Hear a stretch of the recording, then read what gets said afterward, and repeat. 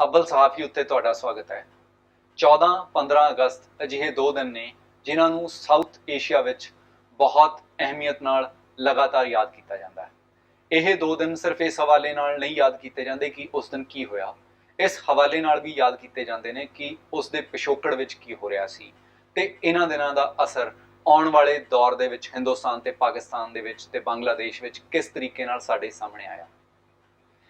ਇਸ ਨਾਲ ਜੁੜੇ ਸਾਰੇ ਸਵਾਲਾਂ ਨੂੰ ਸਮਝਣ ਲਈ ਲਗਾਤਾਰ ਵਿਦਵਾਨਾਂ ਨੇ ਕੋਸ਼ਿਸ਼ ਕੀਤੀ ਹੈ, ਲਗਾਤਾਰ ਇਹਨਾਂ ਦੇ ਉੱਤੇ ਸਾਹਿਤਕਾਰਾਂ ਨੇ ਲਿਖਿਆ। ਪਿਛਲੇ ਸਾਲਾਂ ਦੇ ਵਿੱਚ ਅਜਿਹੀਆਂ ਕਿਤਾਬਾਂ ਆਈਆਂ ਨੇ ਜਿਨ੍ਹਾਂ ਵਿੱਚ ਇਹ ਦਾਅਵੇ ਕੀਤੇ ਗਏ ਨੇ ਕਿ ਪੁਰਾਣੇ ਸਬੂਤਾਂ ਨੂੰ ਤੇ ਪੁਰਾਣੀਆਂ ਗਵਾਹੀਆਂ ਨੂੰ ਨਵੇਂ ਸਿਰੇ ਤੋਂ ਪਰਖਣ ਨਾਲ ਨਵੇਂ ਨਤੀਜੇ ਸਾਹਮਣੇ ਆਏ ਨੇ। ਇਹਨਾਂ ਵਿੱਚੋਂ ਇੱਕ ਅਹਿਮ ਨਾਂ ਹੈ ਪ੍ਰੋਫੈਸਰ ਇਸ਼ਤਿਆਕ ਅਹਿਮਦ ਦਾ। ਪ੍ਰੋਫੈਸਰ ਇਸ਼ਤਿਆਕ ਅਹਿਮਦ ਦਾ ਜਨਮ ਲਾਹੌਰ ਦੇ ਵਿੱਚ ਹੋਇਆ ਤੇ ਉਹਨਾਂ ਦੀ ਪੜ੍ਹਾਈ ਲਿਖਾਈ ਤੇ ਉਸ ਤੋਂ ਬਾਅਦ ਉਹਨਾਂ ਨੇ ਪੜ੍ਹਾਉਣ ਦਾ ਕੰਮ ਸਵੀਡਨ ਦੇ ਵਿੱਚ ਸਟਾਕਹੋਮ ਯੂਨੀਵਰਸਿਟੀ ਦੇ ਵਿੱਚ ਕੀਤਾ। ਇਸ ਵੇਲੇ ਉਹ ਸਟਾਕਹੋਮ ਯੂਨੀਵਰਸਿਟੀ ਦੇ ਵਿੱਚ ਪ੍ਰੋਫੈਸਰ ਐਮੈਰਿਟਸ ਨੇ। ਉਹਨਾਂ ਦੀਆਂ 3 ਕਿਤਾਬਾਂ ਨੇ। ਇੱਕ ਕਿਤਾਬ ਉਹਨਾਂ ਦੀ ਪੰਜਾਬ ਦੀ ਵੰਡ ਉੱਤੇ ਹੈ, ਦੂਜੀ ਕਿਤਾਬ ਉਹਨਾਂ ਦੀ ਪਾਕਿਸਤਾਨ ਦੀ ਰਿਆਸਤ ਦੇ ਉੱਤੇ ਹੈ, ਗੈਰੀਸਨ ਸਟੇਟ, ਤੇ ਤੀਜੀ ਕਿਤਾਬ ਉਹਨਾਂ ਨੇ ਮੁਹੰਮਦ ਅਲੀ ਜਿੰਨਾ ਦੀ ਸਿਆਸੀ ਜੀਵਨੀ ਲਿਖੀ ਹੈ। ਅੱਜ ਅਸੀਂ 15 ਅਗਸਤ 1921 ਦੇ ਹਵਾਲੇ ਨਾਲ ਪ੍ਰੋਫੈਸਰ ਇਸ਼ਤਿਆਕ ਅਹਿਮਦ ਨਾਲ ਗੱਲ ਕਰਾਂਗੇ ਕਿ ਉਸ ਦਿਨ ਦੇ ਅੱਜ ਤੱਕ ਕੀ ਮਾਇਨੇ ਬਣਦੇ ਨੇ। ਪ੍ਰੋਫੈਸਰ ਸਾਹਿਬ, ਤੁਹਾਡਾ ਬਹੁਤ-ਬਹੁਤ ਸਵਾਗਤ ਹੈ। ਬੜੀ ਮਿਹਰਬਾਨੀ ਜੀ, ਬਹੁਤ-ਬਹੁਤ ਸ਼ੁਕਰੀਆ ਦਿਲਜੀਤ ਆਮੀ ਜੀ, ਬੜੀ ਖੁਸ਼ੀ ਹੋਈ ਤੁਹਾਡੇ ਨਾਲ ਗੱਲ ਕਰਕੇ। ਹਾਂਜੀ ਪ੍ਰੋਫੈਸਰ ਸਾਹਿਬ, ਜਿਵੇਂ ਪਿਛਲਾ ਜਿਹੜਾ ਲਗਾਤਾਰ 1947 ਤੋਂ ਬਾਅਦ ਦਾ ਦੌਰ ਹੈ, ਅਸੀਂ ਹਰ ਦੌਰ ਦੇ ਵਿੱਚ 1947 ਨੂੰ ਸਮਝਣ ਦੀ ਕੋਸ਼ਿਸ਼ ਕਰਦੇ ਰਹੇ ਹਾਂ ਇਸ ਖਿੱਤੇ ਦੇ ਅੰਦਰ, ਤੇ ਤੁਸੀਂ ਵੀ ਉਹਨਾਂ ਸਵਾਲਾਂ ਦੇ ਨਾਲ ਲਗਾਤਾਰ ਜੂਝਦੇ ਰਹੇ ਹੋ, ਤੁਸੀਂ ਲਗਾਤਾਰ ਉਹਨਾਂ ਦੇ ਉੱਤੇ ਲਿਖਿਆ। ਇਸ ਵੇਲੇ ਜੇ ਤੁਹਾਨੂੰ ਇਹ ਪੁੱਛਿਆ ਜਾਵੇ ਕਿ ਕਿਹੜੇ ਸਵਾਲ ਨੇ ਜਿਹੜੇ ਪਾਕਿਸਤਾਨ, ਹਿੰਦੁਸਤਾਨ, ਬੰਗਲਾਦੇਸ਼ ਦੇ ਹਵਾਲੇ ਨਾਲ, ਪਾਰਟੀਸ਼ਨ ਨਾਲ ਹਲੇ ਵੀ ਸਾਤੋਂ ਕੋਈ ਜਵਾਬ ਦੀ ਮੰਗ ਕਰਦੇ ਨੇ? देखो जी, एक सवाल तो है कि क्या पार्टीशन होनी नागुज़ीर यानी इनएविटेबल सी या नहीं जी, और एक ਜਿਹੜੀ सोच होना आई है कि जी पार्टीशन हुई तो अच्छा ही हो गया है, जे सारे मुसलमान इंडिया च रहिंदे ते ना असी जमहूरीयत बना सकते ते ना असी कुछ और सैकुलर स्टेट ये वो, इस किस्म की सोच इंडिया च है। पाकिस्तान की सोच है वे कि देखो जी जो हो रहा ਹੁਣ ਇੰਡੀਆ ਦੇ ਵਿੱਚ ਮੁਸਲਮਾਨਾਂ ਨਾਲ, ਉੱਥੋਂ ਤੇ ਸਾਬਿਤ ਹੁੰਦਾ ਹੈ ਕਿ ਜਿਨ੍ਹਾਂ ਸਾਹਿਬ ਸਹੀ ਕਹਿੰਦੇ ਸਨ ਕਿ ਹਿੰਦੂ ਔਰ ਮੁਸਲਮਾਨ ਇੱਕ ਜਗ੍ਹਾ ਮਿਲ ਕੇ ਨਹੀਂ ਰਹਿ ਸਕਦੇ। ਜੀ। ਤੀਸਰਾ ਸਵਾਲ ਹੈ ਕਿ ਜੇ ਮੁਸਲਮਾਨ ਇੱਕ ਦੂਸਰੇ ਨਾਲ ਮਿਲ ਕੇ ਰਹਿ ਸਕਦੇ ਸਨ ਤੇ ਹਿੰਦੂਆਂ ਨਾਲ ਔਰ ਬਾਕੀਆਂ ਨਾਲ ਮਿਲ ਕੇ ਨਹੀਂ ਸਨ ਰਹਿ ਸਕਦੇ, ਫਿਰ ਪਾਕਿਸਤਾਨ ਟੁੱਟ ਕਿਉਂ ਗਿਆ? ਯਾਨੀ ਬੰਗਾਲੀ ਜਿਹੜੇ ਨੇ ਉਹ ਪਾਕਿਸਤਾਨ ਤੋਂ ਅਲੱਗ ਕਿਉਂ ਹੋ ਗਏ? ਲਿਹਾਜ਼ਾ ਇਹ ਸਾਰੀ ਗੱਲਾਂ ਜਿਹੜੀਆਂ ਨੇ ਉਹ ਵਿਦਆਊਟ ਪ੍ਰੋਪਰ ਰਿਸਰਚ ਇਨਕੁਆਇਰੀ ਜੇ ਤੁਸੀਂ ਉਹਨਾਂ ਦੇ ਜਵਾਬ ਲੱਭਦੇ ਫਿਰੋ ਤੇ ਉਹ ਕਈ ਜਵਾਬ ਮਿਲ ਸਕਦੇ ਨੇ, ਲੇਕਿਨ ਮੇਰੀ ਕੋਸ਼ਿਸ਼ ਹੁੰਦੀ ਹੈ ਕਿ ਹਰ ਚੀਜ਼ ਨੂੰ ਪਹਿਲੇ ਡਿਸਕਸ ਕੀਤਾ ਜਾਏ ਥਿਓਰੈਟਿਕਲੀ, ਕਨਸੈਪਟ ਜਿਹੜੇ ਨੇ ਉਹ ਕਲੀਅਰਲੀ ਡਿਫਾਈਨ ਕੀਤੇ ਜਾਣ ਔਰ ਉਹਦੇ ਬਾਅਦ ਦਿਖਾਇਆ ਜਾਏ ਕਿ ਇਸ ਇਵੈਂਟ ਦੇ ਕਨਸੀਕੁਐਂਸਸ ਕੀ ਸਨ। ਦੇਖੋ ਹੁੰਦਾ ਕੀ ਹੈ ਕਿ ਸਿਆਸਤ ਵਿੱਚ ਮੁxtਲਿਫ ਐਕਟਰ, ਮੁxtਲਿਫ ਲੀਡਰ ਇੱਕ ਐਕਸ਼ਨ ਲੈਂਦੇ ਨੇ, ਉਹਨਾਂ ਦੀ ਕੁਝ ਇੰਟੈਂਸ਼ਨਸ ਹੁੰਦੀਆਂ ਨੇ, ਕੁਝ ਔਨ ਐਕਸ਼ਨ ਦੀ ਵੇ ਨਾਲ ਅਨਇੰਟੈਂਡਡ ਕਨਸੀਕੁਐਂਸਸ ਵੀ ਹੋ ਜਾਂਦੇ ਨੇ। ਲਿਹਾਜ਼ਾ ਇਹ ਸਾਰੀ ਚੀਜ਼ਾਂ ਨੂੰ ਸਮਝ ਕੇ ਜੇ ਤੁਸੀਂ ਪਾਰਟੀਸ਼ਨ ਆਫ ਇੰਡੀਆ ਨੂੰ ਦੇਖੋ, ਨਾਲ ਪੰਜਾਬ ਔਰ ਬੰਗਾਲ ਦੀ ਦੇਖੋ ਔਰ ਅੱਜ ਦਾ ਇੰਡੀਆ, ਪਾਕਿਸਤਾਨ, ਬੰਗਲਾਦੇਸ਼ ਦੇਖੋ, ਤੇ ਇੱਕ ਸਵਾਲ ਇਹ ਵੀ ਉੱਠ ਸਕਦਾ ਹੈ ਕਿ ਜੇ ਅਸੀਂ ਯੂਨਾਈਟਿਡ ਰਹਿੰਦੇ ਤੇ ਕਿਆ ਉਹ ਇੱਕ ਬਿਹਤਰ ਆਲਟਰਨੇਟਿਵ ਸੀ ਜਾਂ ਨਹੀਂ। ਅੱਜ ਇਸ ਤੇ ਕੋਈ ਗੱਲ ਨਹੀਂ ਹੋ ਰਹੀ, ਲੱਗਦਾ ਹੈ ਕਿ ਸਭ ਹੀ ਐਗਰੀਡ ਨੇ ਕਿ ਜੀ ਅੱਛਾ ਹੀ ਹੋ ਗਿਆ। ਮੈਂ ਉਹਨਾਂ ਚੋਂ ਜਿਹੜਾ ਹੂ ਕੁਐਸਚਨਸ ਦੈਟ ਜੀ, ਮੈਂ ਸਮਝਣਾ ਕਿ 1000 ਸਾਲ ਜੇ ਹਿੰਦੂ, ਮੁਸਲਮਾਨ, ਸਿੱਖ ਮਿਲ ਕੇ ਰਹਿ ਰਹੇ ਸਨ, ਜ਼ਰੂਰੀ ਨਹੀਂ ਰੋਜ਼ ਇੱਕ ਦੂਸਰੇ ਨਾਲ ਪਿਆਰ ਦੀ ਗੱਲ ਕਰਦੇ ਹੋਣ, ਲੇਕਿਨ ਰੋਜ਼ ਲੜਦੇ ਵੀ ਨਹੀਂ ਸਨ। ਇੱਕ ਦੂਸਰੇ ਦੀ ਸਮਝ, ਇੱਕ ਦੂਸਰੇ ਦੀ ਰਹਿਣ ਸਹਿਣ, ਆਨ ਜਾਨ ਕਿਸੇ ਹੱਦ ਤੱਕ ਹਮੇਸ਼ਾ ਹੁੰਦਾ ਸੀ। ਲਿਹਾਜ਼ਾ ਉਹ ਜਿਹੜੀ ਵਿਜ਼ਡਮ ਸੀ ਸਾਡੇ ਬਜ਼ੁਰਗਾਂ ਦੀ, to live and live, let others live, ਉਹ ਪਾਰਟੀਸ਼ਨ ਨੇ ਖਤਮ ਕਰਤੀ। ਲਿਹਾਜ਼ਾ ਮੈਂ ਇਸ ਤਰੀਕੇ ਨਾਲ ਸੋਚਣਾ ਕਿ 14 ਔਰ 15 ਅਗਸਤ ਵੈਸੇ ਤੇ ਦੋ ਮੁਲਕਾਂ ਦੀ ਆਜ਼ਾਦੀ ਦੀ ਸੈਲੀਬ੍ਰੇਸ਼ਨਸ ਦੇ ਦਿਨ ਨੇ, ਲੇਕਿਨ ਇਹ ਸਬ ਕੰਟੀਨੈਂਟ ਦੀ ਜਿਹੜੀ ਹੈ ਸੀ ਇੱਕ ਟ੍ਰੈਡੀਸ਼ਨ ਕਿ ਸਾਰੇ ਮਿਲ ਕੇ ਰਵੋ, ਮੁxtਲਿਫ ਵੀ ਤੁਸੀਂ ਹੈਗੇ ਹੋ ਲੇਕਿਨ ਤੁਸੀਂ ਇਸ ਧਰਤੀ ਦੇ ਰਹਿਣ ਵਾਲੇ ਹੋ, ਉਹ ਡਿਸਟਰੋਏ ਹੋ ਗਈ। ਲਿਹਾਜ਼ਾ ਇਸ ਤੇ ਬਹਿਸ ਜਿਹੜੀ ਹੈ discussion alternative dissenting point of view ਵੀ ਹਮੇਸ਼ਾ ਪਬਲਿਕ ਵਿੱਚ ਆਉਣਾ ਚਾਹੀਦਾ ਹੈ। ਮੇਰਾ ਉਹ ਅਪਰੋਚ ਹੈਗਾ। ਜੀ ਪ੍ਰੋਫੈਸਰ, ਮੈਂ ਇਸ ਸਵਾਲ ਦੇ ਉੱਤੇ ਵਾਪਸ ਆਵਾਂਗਾ। ਪਹਿਲਾਂ ਥੋੜਾ ਜਿਹਾ ਇੱਕ ਸਿਲਸਿਲੇਵਾਰ ਮੈਂ ਇਹ ਗੱਲ ਕਰਨੀ ਚਾਹੁੰਦਾ ਕਿ ਦੋਵਾਂ ਮੁਲਕਾਂ ਦੇ ਵਿੱਚ ਸ਼ੁਰੂ ਦੇ ਦੌਰ ਦੇ ਵਿੱਚ ਇਹ ਗੱਲ ਰਹੀ ਹੈ ਕਿ ਜਿਹੜੀ ਇਹ ਪਾਰਟੀਸ਼ਨ ਦੀ ਸਾਰੀ ਵਾਇਲੈਂਸ ਸੀਗੀ, ਇਹ ਇੱਕ ਕਿਸਮ ਦੀ ਐਬਰੇਸ਼ਨ ਸੀ, ਇੱਕ ਵਾਰ ਹੋਊਗੀ, ਪਰ ਮੁਲਕ ਜਿਹੜੇ ਹੈਗੇ ਆ ਜਾਂ ਜਿਹੜੇ ਲੋਕ ਨੇ ਉਸ ਤਰੀਕੇ ਨਾਲ ਵਾਇਲੈਂਟ ਨਹੀਂ ਹੈ ਹੁੰਦੇ, ਤੇ ਉਹਨੂੰ ਭੁਲਾਉਣ ਦੀ ਕੋਸ਼ਿਸ਼ ਕੀਤੀ ਗਈ। ਕਿਤੇ ਨਾ ਕਿਤੇ ਪਾਕਿਸਤਾਨ ਦੇ ਵਿੱਚ ਇਹ ਕੋਸ਼ਿਸ਼ ਕੀਤੀ ਗਈ ਕਿ ਇਸ ਕੁਰਬਾਨੀ ਦੀ ਲੋੜ ਸੀ ਜੇ ਇਸ ਕਿਸਮ ਦਾ ਮੁਲਕ ਸਿਰਜਣਾ ਸੀਗਾ। ਤੇ ਹਿੰਦੁਸਤਾਨ ਦੇ ਵਿੱਚ ਇਹ ਹੋਇਆ ਕਿ ਜਦੋਂ 1984 ਦੀ ਵਾਇਲੈਂਸ ਦਿੱਲੀ ਦੇ ਵਿੱਚ ਹੋਈ, ਉਦੋਂ ਜਿਹੜੀ ਸੀਗੀ ਇੱਕਦਮ ਜਿਹੜਾ ਉਹ ਪੁਰਾਣਾ ਸਦਮਾ ਸੀ ਉਹ ਅੱਗੇ ਆਇਆ, ਜਿਹਦੇ ਵਿੱਚ ਲੋਕਾਂ ਨੇ ਇਹ ਕਹਿਣਾ ਸ਼ੁਰੂ ਕੀਤਾ ਕਿ ਇਹ ਤਾਂ 1947 ਵਾਲੀ ਗੱਲ ਦੁਬਾਰਾ ਹੋ ਗਈ। ਤੇ ਵਿਦਵਾਨਾਂ ਨੇ, ਵੱਖਰੇ ਵੱਖਰੇ ਮਜ਼ਮੂਨਾਂ ਦੇ ਉੱਤੇ ਕੰਮ ਕਰਨ ਵਾਲੇ ਲੋਕਾਂ ਨੇ ਇਹ ਸਮਝਣ ਦੀ ਕੋਸ਼ਿਸ਼ ਕੀਤੀ ਕਿ ਜਿਹੜਾ 1947 ਦਾ ਸਦਮਾ 1984 ਦੇ ਵਿੱਚ ਜੇ ਜਿਉਂ ਦਾ ਤਿਉਂ ਤਾਜ਼ਾ ਹੋ ਗਿਆ ਤੇ ਇਹਨੂੰ ਐਬਰੇਸ਼ਨ ਨਹੀਂ ਮੰਨ ਸਕਦੇ, ਇਹਦੇ ਪਿੱਛੇ ਕੋਈ ਹੋਰ ਜੜਾਂ ਡੂੰਘੀਆਂ ਨੇ। ਇੱਕ ਤੇ ਦੂਜਾ ਇਹ ਗੱਲ ਹੈ ਕਿ ਵੀ ਇਹਦੇ ਅਸਰ ਵੀ ਓਨੇ ਨਹੀਂ ਹੋ ਸਕਦੇ ਕਿ ਇੱਕ ਵਾਰ ਤੁਸੀਂ ਉੱਜੜ ਕੇ ਕਤਲੇਆਮ ਹੋ ਗਿਆ ਤੇ ਮੁੜ ਕੇ ਤੁਸੀਂ ਬਸ ਗਏ। ਤੁਸੀਂ ਇਹਦੇ ਬਾਰੇ ਕੀ ਕਹਿਣਾ ਚਾਹੋਗੇ? ਨਹੀਂ, ਇਹਦੀ ਤੇ ਡੀਪ ਰੂਟਸ ਤੇ ਬਿਲਕੁਲ ਹੈਗੇ ਨੇ। ਮਸਲਨ ਦੇਖੋ, ਜੇ ਲੋਕਾਂ ਦੇ ਵਿੱਚ ਹੀ ਨਫ਼ਰਤਾਂ ਪੈਦਾ ਨਾ ਕੀਤੀਆਂ ਜਾਣ ਤੇ ਇਹ ਨਾਰਮਲੀ ਹੈਗਾ ਕਿ ਮੈਂ ਉੱਠ ਕੇ ਤੁਹਾਨੂੰ ਮਾਰ ਦਿਆਂ। ਕੋਈ ਬਿਹੇਵੀਅਰ ਐਬਨੋਰਮਲ ਵੀ ਤੇ ਹੁੰਦਾ ਹੈ ਨਾ ਜੀ। ਉਹ ਕਿਹੜੀ ਚੀਜ਼ਾਂ ਨੇ ਜਿਹੜੀਆਂ ਕਿ ਇਨਸਾਨ ਨੂੰ ਕਨਵਰਟ ਕਰ ਦਿੰਦੀਆਂ ਨੇ into a wild beast, if you want to call it. ਜੀ, ਉਹਦੇ ਪਿੱਛੇ ਇੱਕ ਹੁੰਦੀ ਹੈ ਹਿਸਟੋਰੀਕਲ ਮੈਮਰੀ, ਜਿਹੜੀ ਹਮੇਸ਼ਾ ਸਿਲੈਕਟਿਵ ਹੁੰਦੀ ਹੈ। ਯਾਨੀ ਸਿੱਖ ਗੁਰੂਆਂ ਨੂੰ ਮੁਸਲਮਾਨਾਂ ਨੇ ਪਰਸੀਕਿਊਟ ਕੀਤਾ, ਵਨ ਫੈਕਟ। ਲੇਕਿਨ ਸਿੱਖ ਗੁਰੂਆਂ ਨੂੰ ਮੁਸਲਮਾਨਾਂ ਨੇ ਮਦਦ ਵੀ ਕੀਤੀ। ਬਾਬਾ ਗੁਰੂ ਨਾਨਕ ਦੀ ਉਹ ਰਾਏ ਭੁੱਲਰ ਜਿਹੜੇ ਸਨ, ਉਹਨਾਂ ਦੇ ਉਸ ਇਲਾਕੇ ਦੇ landlord, he was very ਸਿੰਪੈਥੈਟਿਕ। Guru Arjan ਨੂੰ ਅਕਬਰ ਨੇ ਜ਼ਮੀਨਾਂ ਦਿੱਤੀਆਂ। ਲਿਹਾਜ਼ਾ ਤੁਸੀਂ ਜਦੋਂ ਇਹ ਦੇਖਦੇ ਹੋ ਤੇ ਯੂ ਕੈਨ ਸਿਲੈਕਟ, ਅੱਜ ਦੇ ਹਾਲਾਤ ਵਿੱਚ ਤੁਸੀਂ ਪੁਰਾਣੀ ਮੈਮਰੀਜ਼ ਦੇ ਵਿੱਚੋਂ ਸਿਲੈਕਟ ਕਰ ਲੈਂਦੇ ਹੋ ਕਿਹੜੀ ਗੱਲਾਂ ਕਰਨੀਆਂ। ਲਿਹਾਜ਼ਾ ਇਹ ਸਾਰਾ ਕੁਝ ਪੋਲੀਟੀਕਲ ਲੀਡਰਸ਼ਿਪ ਔਰ ਉਸ ਜ਼ਮਾਨੇ ਦੀ ਜਿਹੜੀ ਗਵਰਨਮੈਂਟ ਹੈ, ਪੁਲਿਸ ਹੈ, ਉਨ ਸਾਰਿਆਂ ਦੀ ਇਨਵੋਲਵਮੈਂਟ ਦੇ ਨਾਲ ਇੱਕ ਸੋਚ ਬਣਦੀ ਹੈ ਜਿਹੜੀ ਦੂਸਰੇ ਗਰੁੱਪ ਨੂੰ ਡੀਮੋਨਾਈਜ਼ ਕਰਦੀ ਹੈ, ਡੀਹਿਊਮਨਾਈਜ਼ ਕਰਦੀ ਹੈ। For me that is not normal behaviour.